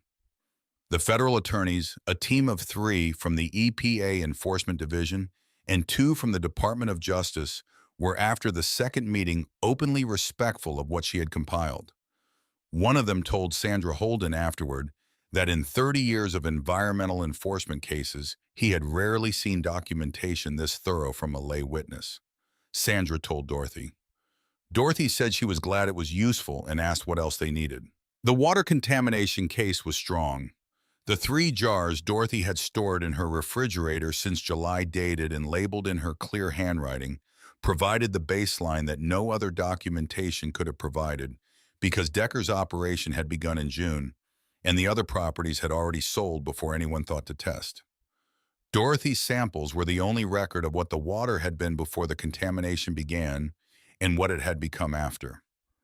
The Federal Environmental Science Team called them in their technical report an exceptionally rare and valuable longitudinal record of the contamination event. Dorothy did not find this remarkable. She found it what happened when you paid attention and kept records, which was what she had done for 31 years and had not stopped doing simply because she had retired. The Riggs testimony expanded as the weeks went on. He was not a man with strong convictions about protecting anyone who had hired him, and the immunity agreement he had negotiated gave him reason to be comprehensive. He provided the names of 3 other private contractors who had done similar work for Decker's operations in West Virginia and Tennessee. He provided documentation of the payment arrangements that had gone to Sheriff Bradley's department and to the detective who had overseen the search of Dorothy's home. Sheriff Bradley, when the federal investigators came to his door, did not fight. He was a man who had understood from the moment he saw the first federal car in the county that the calculation he had made when he took Decker's money had been a catastrophic error. He retained a lawyer and he cooperated, and his cooperation added additional layers to the case that the federal attorneys found very useful. Dorothy heard about each development from Sandra Holden and from Tommy, who had taken 2 weeks of leave from his job and remained in the county through the first month of the investigation, and who had in that time begun to have a different understanding of where he came from and what it was. He had grown up on that farm and left it and built a life 2 hours away, and had visited on weekends and holidays, and thought of his mother as someone who was fine, who was managing, who was doing what she had always done without much help from him. He understood now that this had been a failure of attention, not neglect, not abandonment, but a comfortable assumption that fine meant safe and that manage meant not in need of company. He had watched his mother over these weeks. He had watched her meet with federal attorneys and talk to farmers along the watershed and sit at the kitchen table with Vance Briggs, working through the case like it was a patient chart she was trying to read correctly. He had watched her on the porch in the evenings, in the amber light, and had understood things about her that he had been too comfortable to see when he was just visiting on weekends. He talked to Vance about it once, standing in the gravel outside the barn on a cold morning. He said, "I didn't know who she was." Vance said, "No. I expect you knew exactly who she was. You just didn't know what she was made of." Tommy thought about that. He said, "I'm going to look at relocating, finding work I can do from here or closer to here." Vance looked at him. He said, "Does she know that?" Tommy said, "Not yet." Vance said, "She's going to tell you there's no need." Tommy said, "I know she is." Vance said, "She'll be right in the sense that there's no need and wrong in the sense that it matters anyway." Tommy said, "Yeah, that's pretty much it." He went back to Lexington to handle his affairs. He found a firm in Lexington that had a satellite office in Harlan, one that needed someone with project management experience in infrastructure construction. He applied and was offered the position 2 weeks later. He did not tell Dorothy until he had accepted it. Then he told her on the phone, and she was quiet for a moment, And then she said, "You didn't have to do that." He said, "I know." She said, "You have a life there, Tommy. A good one." He said, "I can have one here too." She said nothing for a moment. Then she said, "Earl would have liked that." Tommy said, "Yeah, I know he would have." He heard her set the phone down for a moment and he waited. And then she picked it up and her voice was the same as it always was, steady and practical. And she said, "Well, the second bedroom needs a new curtain rod. Come this weekend and bring the right size." He said he would. The hearing was scheduled for a Wednesday morning in the third week of February. Not the full trial, which would come later, but the preliminary federal hearing at which the charges against Harlan Decker would be formally presented and the evidence basis established. It was open to the public. Dorothy woke at 5 that morning and made coffee and sat at the kitchen table with her notebooks. She looked at all three of them and at the lab reports in the manila envelope and at the 2 Decker letters she had taken out of the drawer and placed on the table because she thought the whole record should be present this morning, even if she wasn't taking it with her. She got dressed in her good clothes, a wool skirt and a dark sweater, and the boots with the low heel that she had bought for Earl's funeral and worn on every occasion since. That required something more than barn boots. She braided her white hair back neatly. She put on her own coat, not Earl's barn coat, which she wore for the farm, but not for things like this.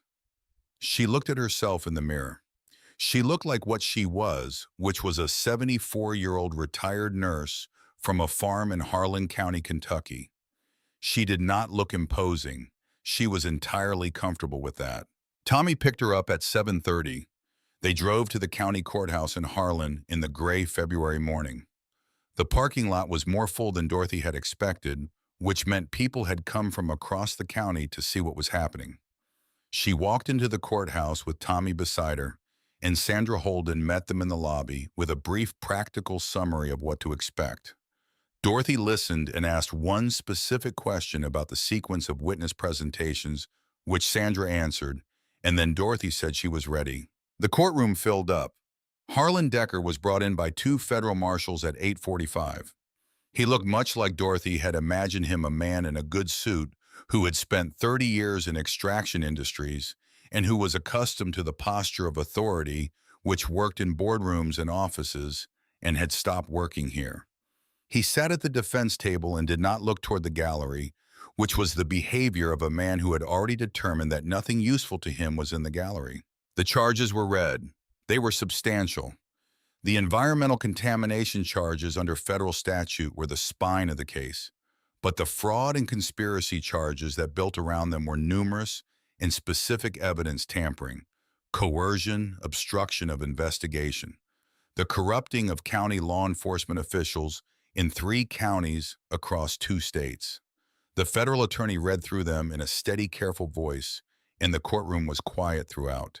Dorothy sat in the 3rd row of the gallery with Tommy on her left and Sandra Holden on her right, and she listened to each charge and felt with each one the particular satisfaction of a record being set straight. Not revenge, not even justice in the full sense of the word, because full justice would have required that the families who sold under duress could get their land back, and they could not. But truth spoken plainly in a public room, attributed correctly to the person who had created it. That had value. She was clear about that. The preliminary proceedings took the full morning. Decker's lawyers raised objections that the federal judge addressed with a brevity that indicated she was not particularly impressed with them. The evidence basis was established. The case was scheduled for trial. Then the judge indicated there would be a brief statement period from affected parties before the proceedings concluded. Dorothy had been asked if she wished to speak. She had said yes. She walked to the front of the courtroom and stood at the small podium and looked at the room. The gallery was full. She saw the 2 farmers she had heard talking in the diner in October, both of them the one who had sold and the one who had not. She saw Deputy Coates in the 2nd row in civilian clothes because she had come on her own time. She saw former colleagues from the hospital. She saw faces she could not name but recognized as belonging to the county after 46 years in it. And at the very back of the room against the wall, wearing dark clothing with no club insignia, stood Vance Briggs. And beside him and flanking him on both sides, standing or seated 29 members of the Iron Cross Motorcycle Club, who had each chosen to be here on a Wednesday morning in February in a county courthouse without their road names and without their patches visible because Dorothy had asked Vance if they could come, and 29 of them had said yes. She looked at them for one moment. Then she looked at the room. She said, "My name is Dorothy Callahan. I am 74 years old and I have lived in this county for 46 years. I was a nurse at Harlan County Regional Hospital for 31 years. My husband, Earl Callahan, worked in the mines in this county and died on this farm 8 years ago. I did not inherit money and I have not accumulated much. What I have is a farm that has been in my husband's family for 100 years and a reputation for being someone who keeps her record straight. She said the case you heard presented this morning began because a company looked at my farm and decided the land was worth more than I was. When I declined to sell, they tried to make me into someone whose records no one would trust. They put evidence in my house that wasn't mine, and they arranged for officers of this county to find it and take me out of my own home in handcuffs." She paused. She said, "I want to speak to what happened after that because I think it matters as much as what happened before." She said 43 motorcycles followed me to this building on the day of my arrest. Not because anyone asked them to, not because they had a legal obligation to, because the people they belonged to had decided that what was happening was wrong and they showed up. She said, "I have known in my 31 years as a nurse many kinds of strength. I have known the strength of people who hold on through things that should have broken them. I have known the strength of people who come back to difficult rooms because someone needs them there. I have known the strength of people who do not announce what they do because the doing of it is enough." She said the men who showed up for me 4 months ago are the kind of people that this county sometimes looks at and decides it already knows what they are. I understand that. I made that same mistake myself once before I paid closer attention. She said they are not what the county assumes. They are what showed up when the county's own institutions failed. And I want that to be said here in this room because this is a room where the truth is supposed to be heard. She straightened. She said the creek that runs through the south edge of my farm has been in my family's stewardship for 100 years. My husband walked it every morning. I have walked it every morning since he died. I took those water samples because I was a nurse for 31 years, and I learned to pay attention to the things that seem wrong before I can explain why. And I did not throw them away because I learned that keeping records is what turns suspicion into evidence. She said this county did not protect me. A law firm in Lexington is protecting me. A state attorney's office is protecting me. A federal environmental team is protecting me. And men in leather who had no obligation to this farm are protecting me. She looked at the gallery. She said that is a list that should look different than it does. The county should be on that list in a more prominent position. That is a conversation for this county to have with itself after today, and I hope it does. She gathered her notes, which she had not looked at once. She said, "I would like my farm back. I would like the charges against me formally and publicly withdrawn. I would like the families who sold under duress to receive every legal remedy available to them. And I would like this county to understand that the most dangerous thing a person with power can do is underestimate a woman who keeps her record straight." She walked back to her seat. The room was quiet for a moment. Then from the back where the Iron Cross members stood, someone began to clap. It started in 2 or 3 places at once and then spread across the gallery, steady and genuine, the sound of people in a room who have heard something they recognized as true. Harlan Decker at the defense table did not move. Dorothy sat down beside her son. Tommy put his hand briefly on her arm. She put her hand over his for one moment, and then they both looked straight ahead, and the federal judge thanked the parties and called the conclusion of the preliminary proceedings. The formal charge against Dorothy was withdrawn that afternoon with a public statement by the county prosecutor's office acknowledging that the evidence presented in support of the charge had been fabricated and that the persons responsible were subject to ongoing federal proceedings. Dorothy read the statement once and put it in the notebook with everything else. She drove back to the farm in the gray February afternoon with Tommy following in his truck. She went to the barn and checked on the animals, and looked at the roof, which still needed work, and which she had enough in reserve to address in the spring if she was careful.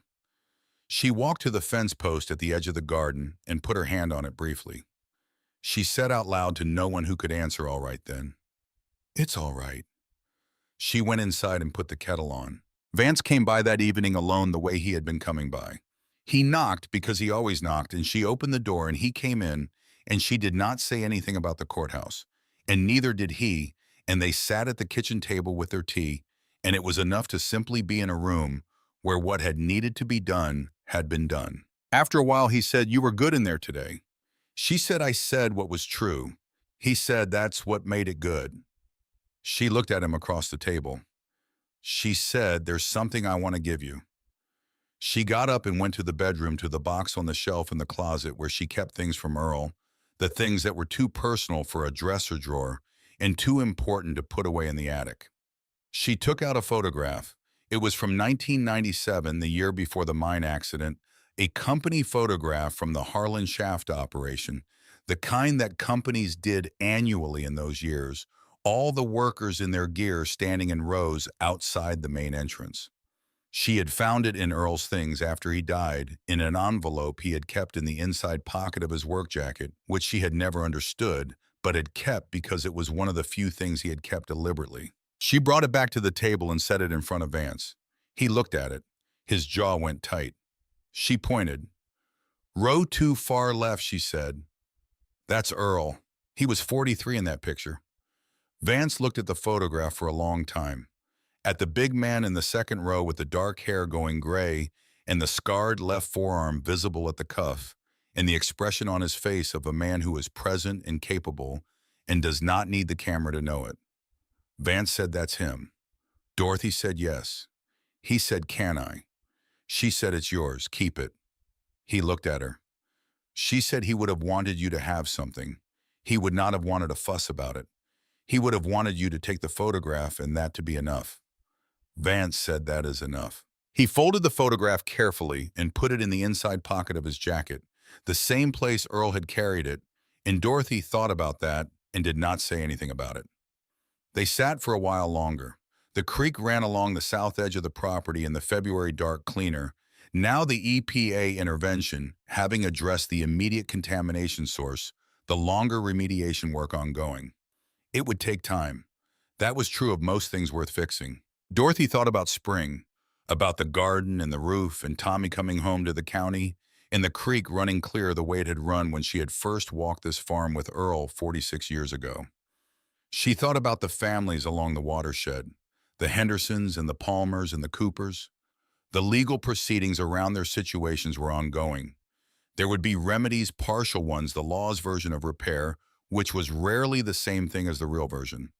But they were not alone with it anymore. There was a record, there was accountability, there were federal agencies involved who had an interest in making sure it did not happen the same way in another county. Vance left at 9 o'clock. She walked him to the door. At the door, he turned and said, "I want to ask you something." She said, "All right." He said, "I've been having supper here 2 or 3 times a week for 4 months. I want to know if that's because you've needed me for the case or if it's something else." Dorothy looked at him. She said, "The case is largely resolved." He said, "I know." She said, "You're welcome to keep coming."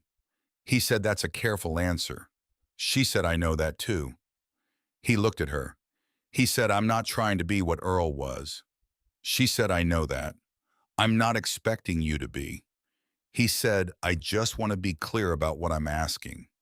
She said, "Vance, I am 74 years old.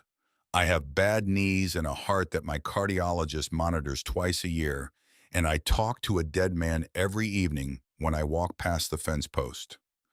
I am not looking for something simple." He said, "Good. Because I'm not offering something simple." She said, "No, I expect you're not." She held his gaze for a moment. Then she said, "Come for supper Thursday. Tommy will be here." He said he would. She said good night. He said good night. She closed the door.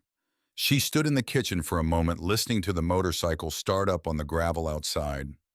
The engine settled to its low, steady idle and then moved away down the road, and then she was alone in the house with the tea cooling on the table and the notebooks open to the last entry and the photographs of Earl on the shelf in the bedroom.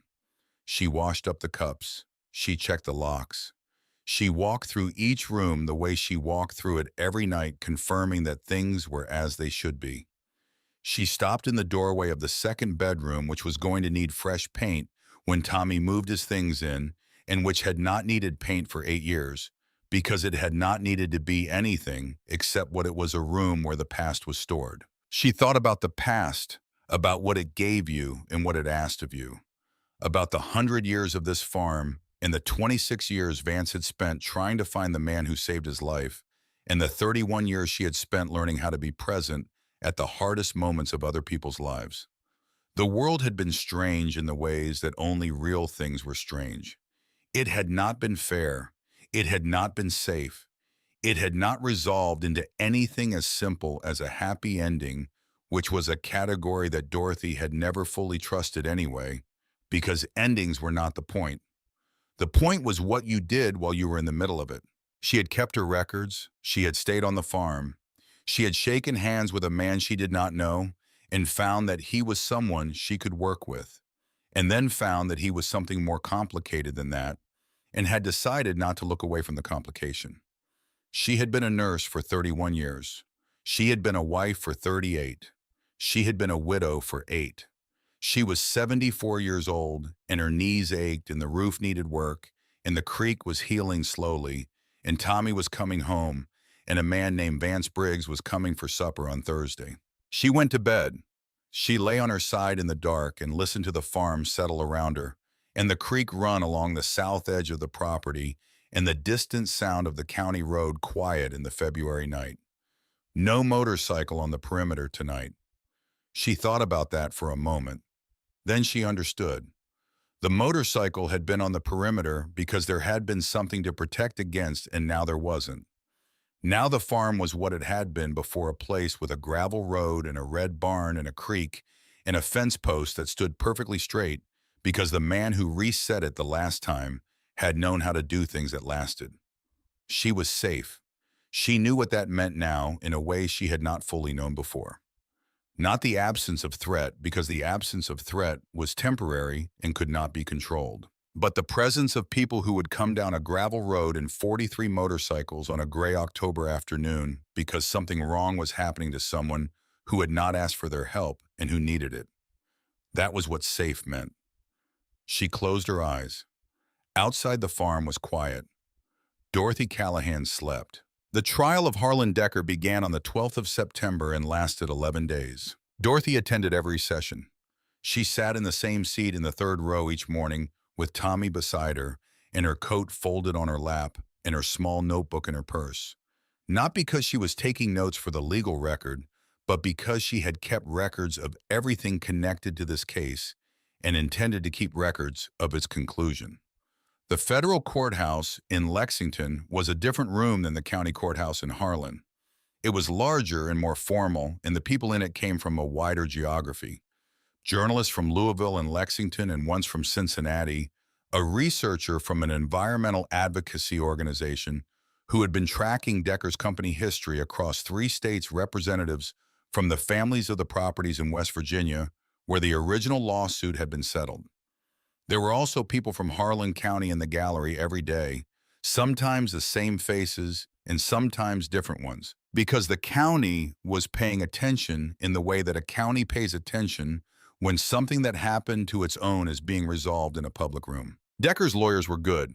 They were the kind of lawyers that money buys in federal cases, thorough and relentless, and skilled at the particular art of making facts look ambiguous from multiple angles simultaneously. They challenged the chain of custody on the water samples. They challenged the reliability of Riggs as a witness. They challenged the scope of the contamination data and the methodology of the environmental science team. The federal attorneys had anticipated every challenge. The water sample evidence was particularly strong because of something the defense could not easily undermine, which was the provenance of the samples themselves. 3 jars dated in November, stored in a domestic refrigerator on a working farm, collected by a retired nurse who had no scientific training, but who had the specific disciplined habit of dating and labeling things she thought might matter. The defense could challenge the analysis. They could not easily challenge the documentation because the documentation was not a laboratory product. It was a human practice, the practice of a woman who had spent 31 years learning that what you wrote down and when you wrote it down was the difference between a fact and a claim. Dorothy was called to testify on the sixth day. She walked to the stand and was sworn in and answered every question the federal attorney asked her with the precision and directness she brought to everything. She described the farm, the creek, the water quality she had observed across 35 years of walking that property. She described the first jar, the July sample, and what had led her to take it. She described the second and third samples and the dates and what she had observed between them. She was on the stand for 2 hours. On cross-examination, Decker's lead attorney approached her with the practiced confidence of a man who knows that the goal is not to break a witness, but to introduce doubt.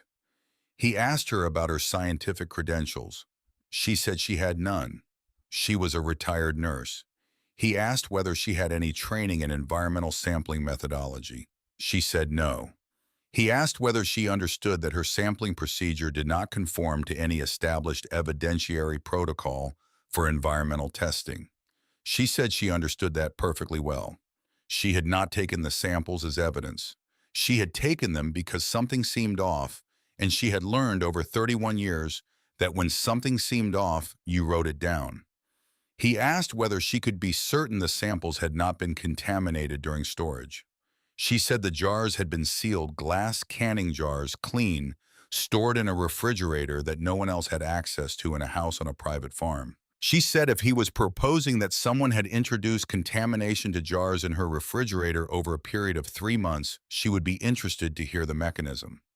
The attorney moved on.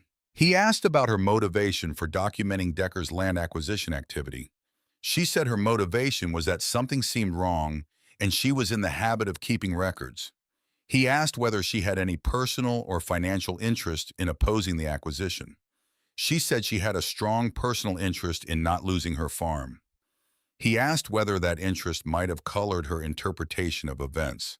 She said that was possible for anyone in any circumstance, and that it was why she had kept records rather than opinions, so that the interpretation could be done by people with the appropriate authority and training. He sat down. The federal attorney had one redirect question. She said, Mrs. Callahan, in your professional career as a nurse, did you ever take notes on a patient's condition that later proved critical to their treatment? Dorothy said yes, many times. The attorney said, and were those notes ever challenged on the grounds that you were personally invested in the outcome for the patient? Dorothy said no. They were notes. The treatment team used them because they were accurate. The attorney thanked her. Dorothy walked back to her seat. She sat down beside Tommy. He put his hand briefly on her arm. She looked at the notebook in her purse. She thought about all the other notes, the 31 years of patient records, the shift after shift of vitals and medications and observations, all the small, precise acts of writing things down that had accumulated into the discipline that had in the end produced 3 dated jars in a refrigerator and the documentation that went with them. She had not known when she started her first nursing shift in 1971 that she was building a practice that would matter to anything beyond the patients in front of her. She had not known that the habit of a lifetime would become eventually the thing that saved her farm and gave 4 families along a poison watershed the evidence they needed to fight back. You did not know, usually, which of the things you did carefully would be the thing that mattered. That was why you did all of them carefully.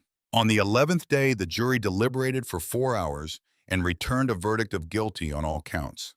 The contamination charges carried federal penalties that included mandatory remediation funding for the affected watershed. The fraud and conspiracy charges carried prison time. The judge sentenced Harlan Decker to 16 years in federal prison. His company's assets were frozen pending resolution of the civil cases. The courtroom was quiet when the verdict was read. Not shocked quiet, the quiet of a result that had been coming and had arrived where it was supposed to arrive. Dorothy sat in the 3rd row and listened to the verdict, and felt something settle in her chest that had been unsettled since the morning of the arrest, a weight redistributing itself into something that was not lighter exactly, but was more correctly placed. She looked across the room at Harlan Decker, who sat at the defense table while the verdict was read and who did not look toward the gallery. She thought about the letter in the kitchen drawer with its polite zeros and its 30-day deadline, and the second letter with its precision and its implicit threat, and the shoebox that had appeared in her closet. She thought about what he had not understood when he decided she was a solvable problem. He had seen a 74-year-old widow on a farm that was barely making it. He had seen someone tired and isolated and financially marginal and surrounded by neighbors who had already sold. He had calculated correctly that those were conditions that produced compliance. He had not seen what 31 years in an ICU built. He had not seen the notebooks or the jars in the refrigerator or the 46 years of paying attention to a particular creek in a particular watershed in a particular sky.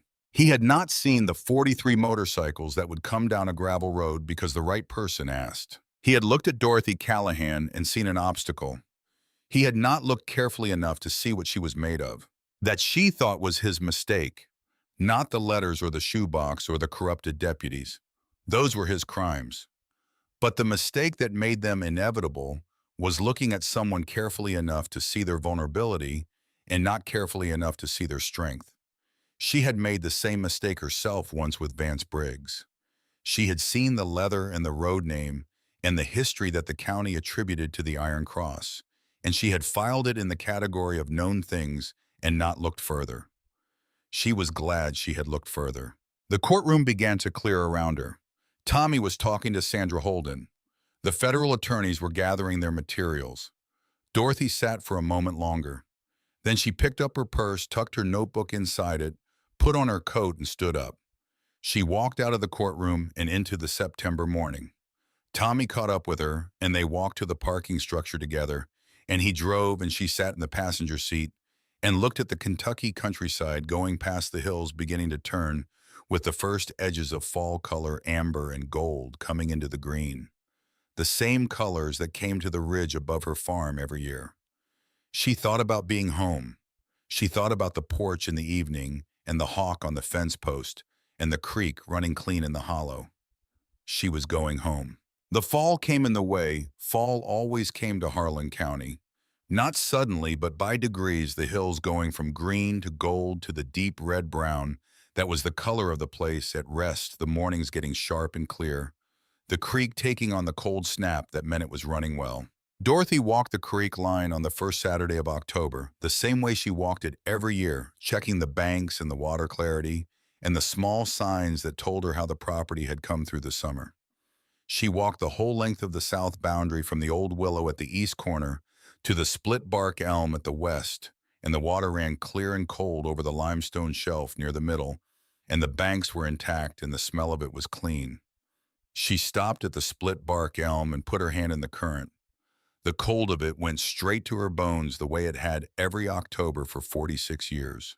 The remediation work on the upstream properties was ongoing. The EPA had contracted a specialist firm, and the work was expected to be complete before spring.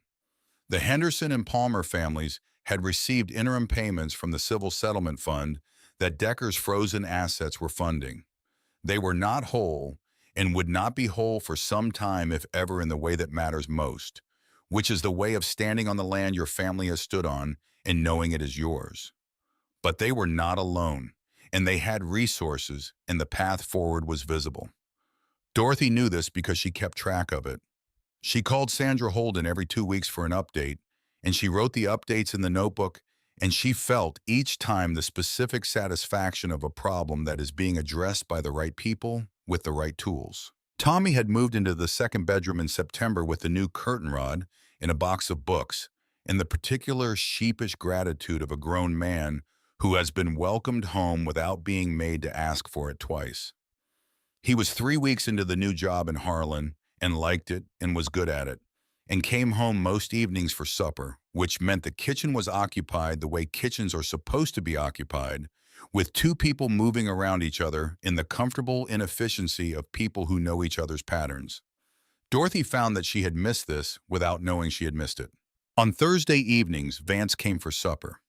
This had become, over the months since the trial, a settled fact rather than an arrangement, the kind of thing that simply exists because the people involved have decided that its existence is correct. He and Tommy had developed an ease with each other, talking about the farm and county things, and sometimes about the Iron Cross, and Tommy asked questions that were the questions of someone who had been paying attention and was revising earlier assumptions, and Vance answered them directly and without performance. On the third Thursday of October, a woman named Hazel joined them for supper for the first time. She was the environmental science professor from the university in Lexington who had tested Dorothy's water samples and who had come down to Harlan County to do a follow-up assessment of the creek and had called Dorothy to ask if she could stop by. Dorothy had said yes and told her to stay for supper. Hazel was in her 50s, practical and precise, and with the specific enthusiasm of someone who does work they care about. She said across the supper table that she taught her graduate students about this case every semester now. She said she told them that the most sophisticated environmental monitoring she had encountered in 30 years of fieldwork was a retired nurse with a canning jar and a sense that something was off. Dorothy said she thought that was probably an overstatement. Hazel said it was absolutely not. Tommy said he was pretty sure it was accurate. Vance said nothing, but he looked at Dorothy with the gray eyes and she looked back at him, and she thought that if Earl could have seen this table this particular evening, he would have laughed and then gone very quiet, in the way he went quiet when something moved him, and he didn't want to make a thing of it. She went back to her supper. The roof got done in May of the following year. Vance brought 3 members of the Iron Cross who had construction experience, and Tommy drove up from his new apartment in Harlan, and they did the work over 2 weekends, and it was done properly and for considerably less than a contractor would have charged. Dorothy paid what she could and made lunch both days and said clearly and directly that she was grateful. Vance said she was welcome in the way he said most things, which was briefly and without performance, and Dorothy appreciated that more than an elaboration would have given her. On the last evening of the second roof weekend, they sat on the porch in the May light. That was the other great light of this porch, softer than November, full of the smell of the garden and the creek, and the particular green that came to the hills in May, and which Dorothy thought was the best evidence available that the world intended to continue. Tommy was inside on a call. It was just Dorothy and Vance on the porch. He was in Earl's chair. She was in her own. She said, "I want to thank you for what you did in that courtroom, for standing at the back." He said, "You asked me to." She said, "You didn't have to say yes." He said, "You knew I would." She said, "Yes, I knew." He looked at the ridge. He said, "You're Earl. He was a good man." She said, "He was the best man I knew." He said, "I believe that." She said, "So were you. Under different circumstances in a different time, you might have been friends." Vance was quiet for a moment. Then he said, "Maybe." She said, "I think you would have been." He said, "I think so too." They sat in the May evening, and the light went through amber and gold, and then the first stars came out over the ridge, and the creek ran along the south edge of the property, clear and cold and present, as it had always been and would be, as long as anyone on this farm was paying attention. Dorothy Callahan sat on her porch on her farm, on the land that had been in her husband's family for 100 years, and looked at the sky that was honest in the way that Earl had always said it was. And she thought that whatever came next was going to come to her right here on this ground under this sky. The same decision she had made 8 years ago on the night she came home from the hospital and walked through every room and stood in the doorway of the barn. Still decided, still true. She was 74 years old and she had kept her record straight, and she had outlasted the thing that had come for her, and the creek ran clean in the hollow, and the roof was sound above her. And there were people in this county in leather and in wool coats and in county offices and in a farmhouse kitchen 2 miles up the road who knew who she was. Not because she had told them, because she had shown them. That Dorothy Callahan had always believed was the only way a person's character was ever really known. Not the words about it, the record of it. She had a very good record. The hawk came back to the fence post as the stars grew thick and clear above the ridge. Dorothy watched it until the dark was full, and then she went inside and locked the door and went to bed. She slept the sleep of a woman who has done the work that needed doing and knows the morning will bring more, and is not afraid of that. Just ready. The morning after the verdict, Dorothy woke at 5, the way she always woke, and she made coffee the way she always made it. And she walked out to the porch in her robe and boots and stood looking at the ridge while the sky went gray and then pink and then the full clear blue of a September morning in Kentucky. The hawk was on the fence post. She had come to think of it as Earl's hawk, which was not a thing she would have said out loud to anyone, but which she thought privately with no embarrassment, because 46 years of living with a man on a piece of land leaves you with a particular understanding of what the land keeps and what it gives back. The creek was running well. She had checked it yesterday when they got home from Lexington, and it had that quality it had before June, before the contamination had begun. The particular sound of water moving cleanly over limestone, without the slight metallic whisper that she had first noticed in July, and that had led her to the canning jars and the notebook entries and the lab report and the federal case and the verdict. All of that was connected. All of it had begun with standing still enough to notice something small. She thought about that often now, not with any pride in it, but with the recognition that it was a teachable thing or should be. The willingness to notice, the discipline to write it down, the patience to wait until you understood what it meant. She went inside and scrambled eggs and made toast and sat at the kitchen table, and Tommy came out of the second bedroom at 7 with his hair still damp from the shower, and the specific alertness of a man who has slept well and woken into a day he knows will be ordinary and is glad of it. They ate breakfast without much talk. The quiet between them was the easy kind, the kind that had taken 46 years of Dorothy's own experience to learn to recognize and value the silence of people who have been through something together and have come out the other side and do not need to perform any version of it for each other. After breakfast, Tommy drove to work, and Dorothy washed the dishes and dried them and put them away, and then she sat at the kitchen table for a while with her coffee and her newest notebook. The fourth one now, which she had started after the federal trial began. She wrote the date. She wrote verdict, guilty all counts. She wrote the sentence. She wrote Decker Energy assets frozen. She wrote remediation funding confirmed. She wrote creek running clean October, same as before June. Then she capped her pen and looked at what she had written and thought that this was the right place to end this particular notebook, which meant the right place to begin the next one. She went to the supply drawer and took out a fresh spiral notebook, the same kind she had bought in bulk every September since 1971, and she opened it to the first page. She wrote the date at the top. She wrote the word continuation, which was not a word she had ever written at the top of a page before, but which felt accurate. Everything that came next was a continuation, not a beginning and not an ending, a continuation. She put the pen down and looked out the kitchen window at the garden, which still needed the last of the fall work, the turning of the beds and the mulching and the cutting back of the things that were done for the year. She thought she would do that today. It was good work for thinking, which she had a great deal to do. She thought about the families along the watershed.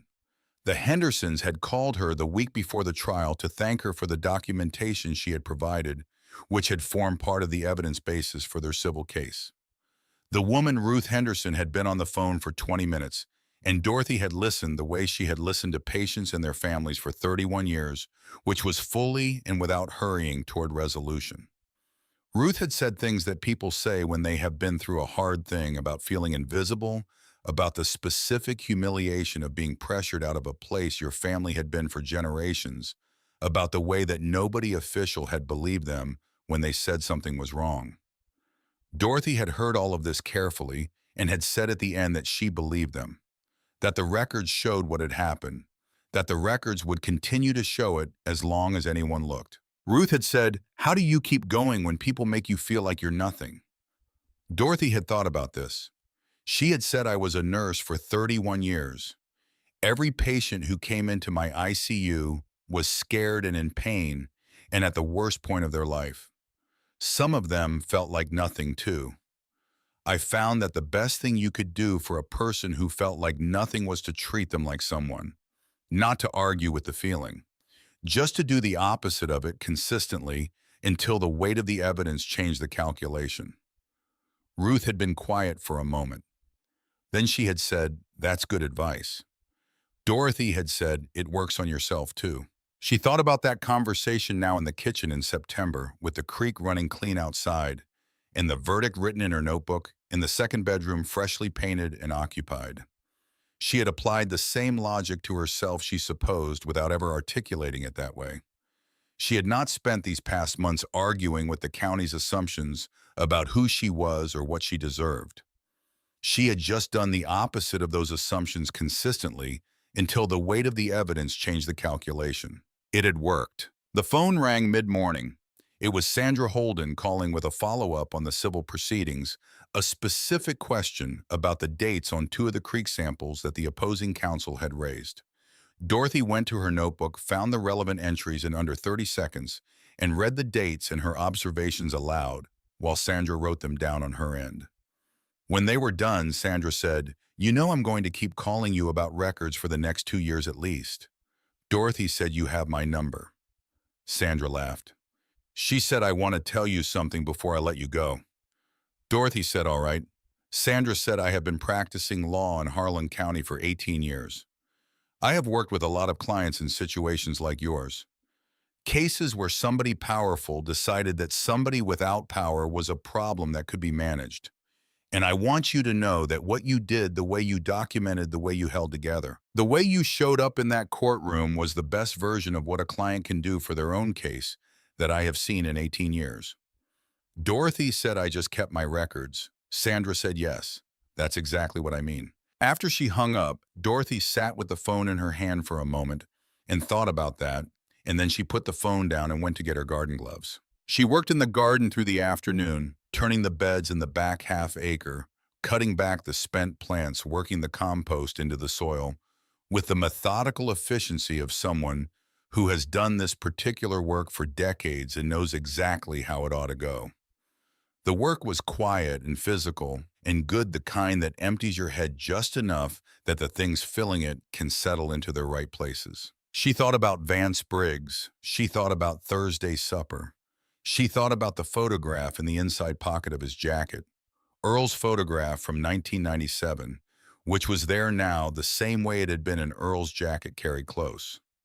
She thought about what it meant that a man had spent 26 years carrying a debt towards someone he couldn't find and had found not the person he was looking for, but the person that person had left behind, and had decided that this was the right place to put down what he had been carrying. She thought about what it meant that she had let him.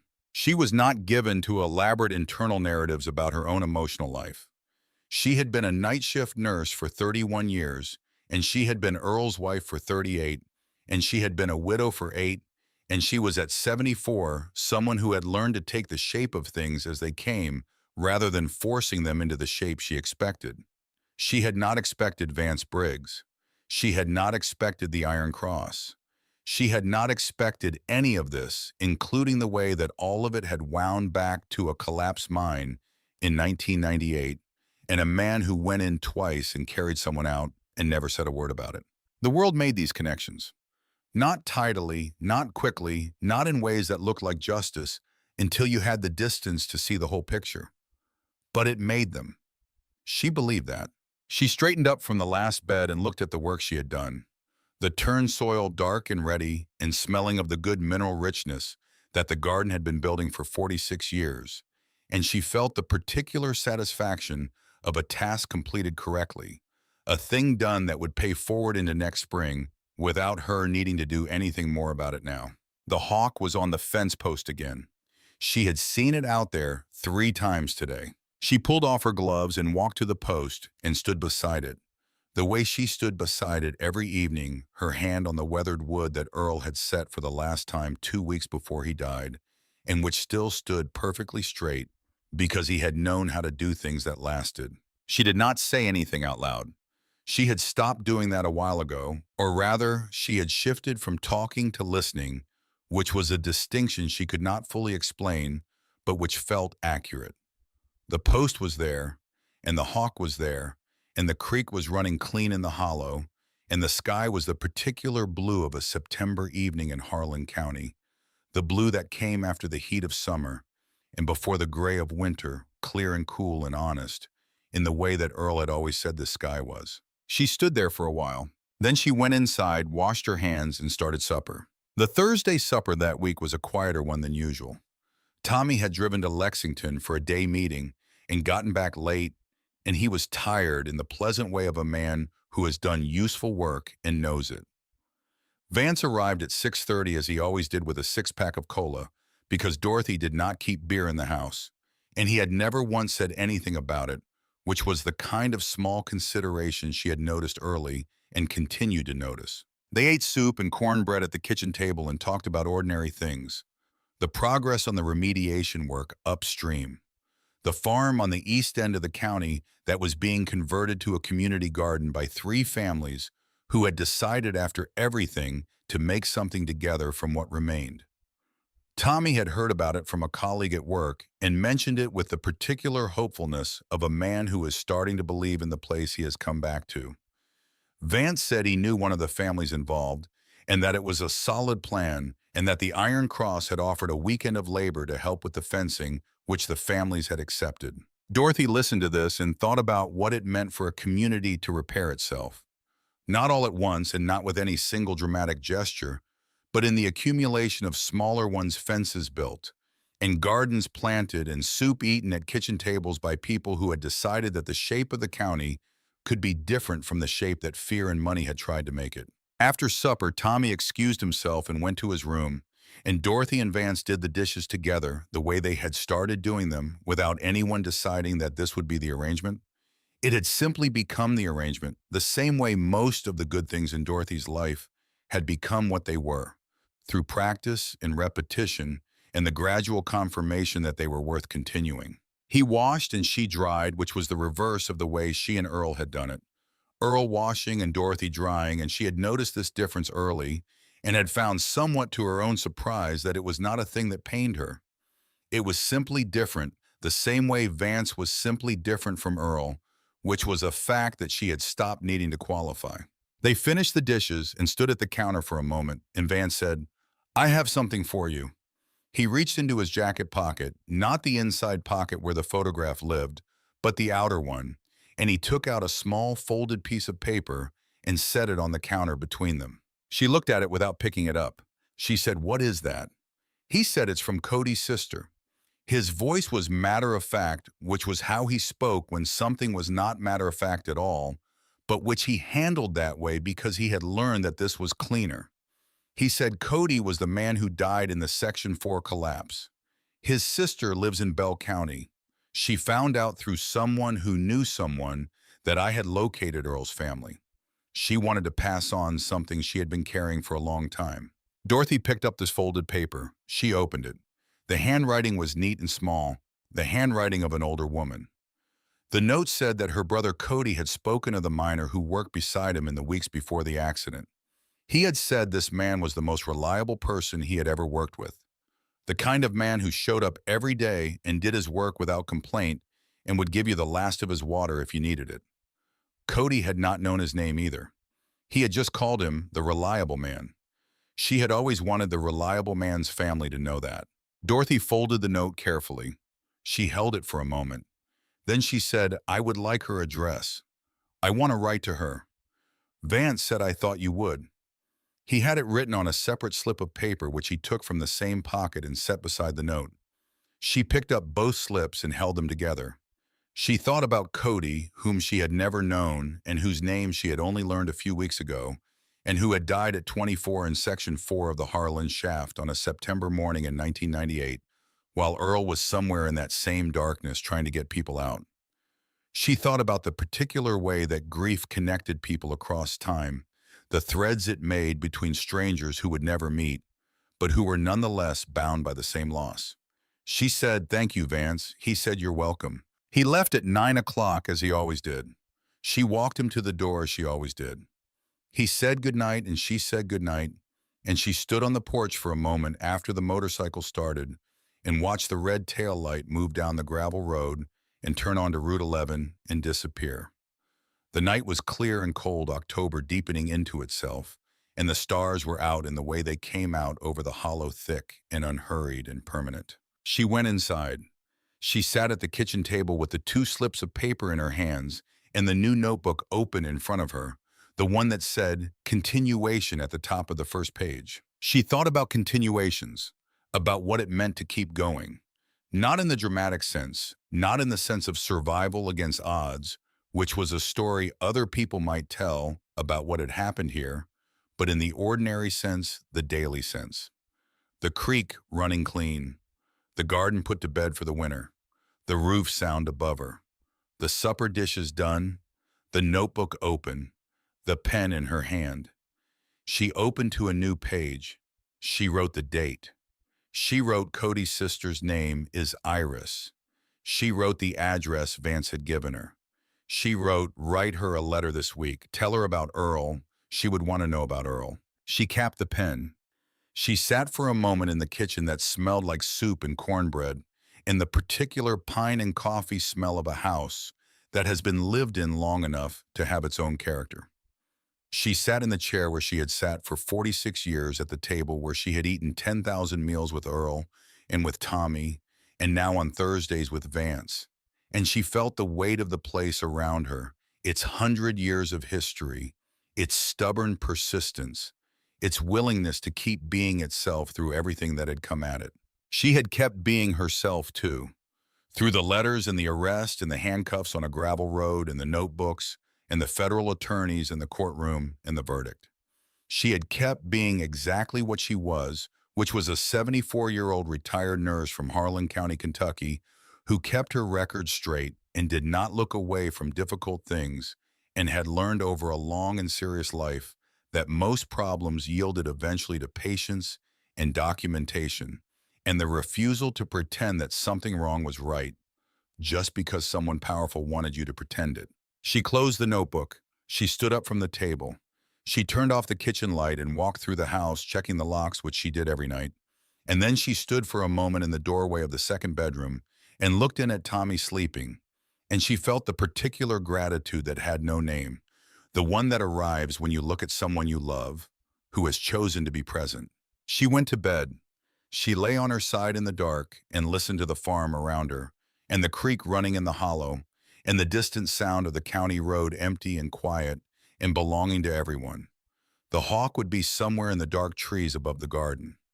Earl's fence post would be standing exactly as it had stood. The creek would be running exactly as it should. She was 74 years old and she had a good record, and people who showed up in a farm that was still hers and work still to do in the morning. She closed her eyes. She was ready.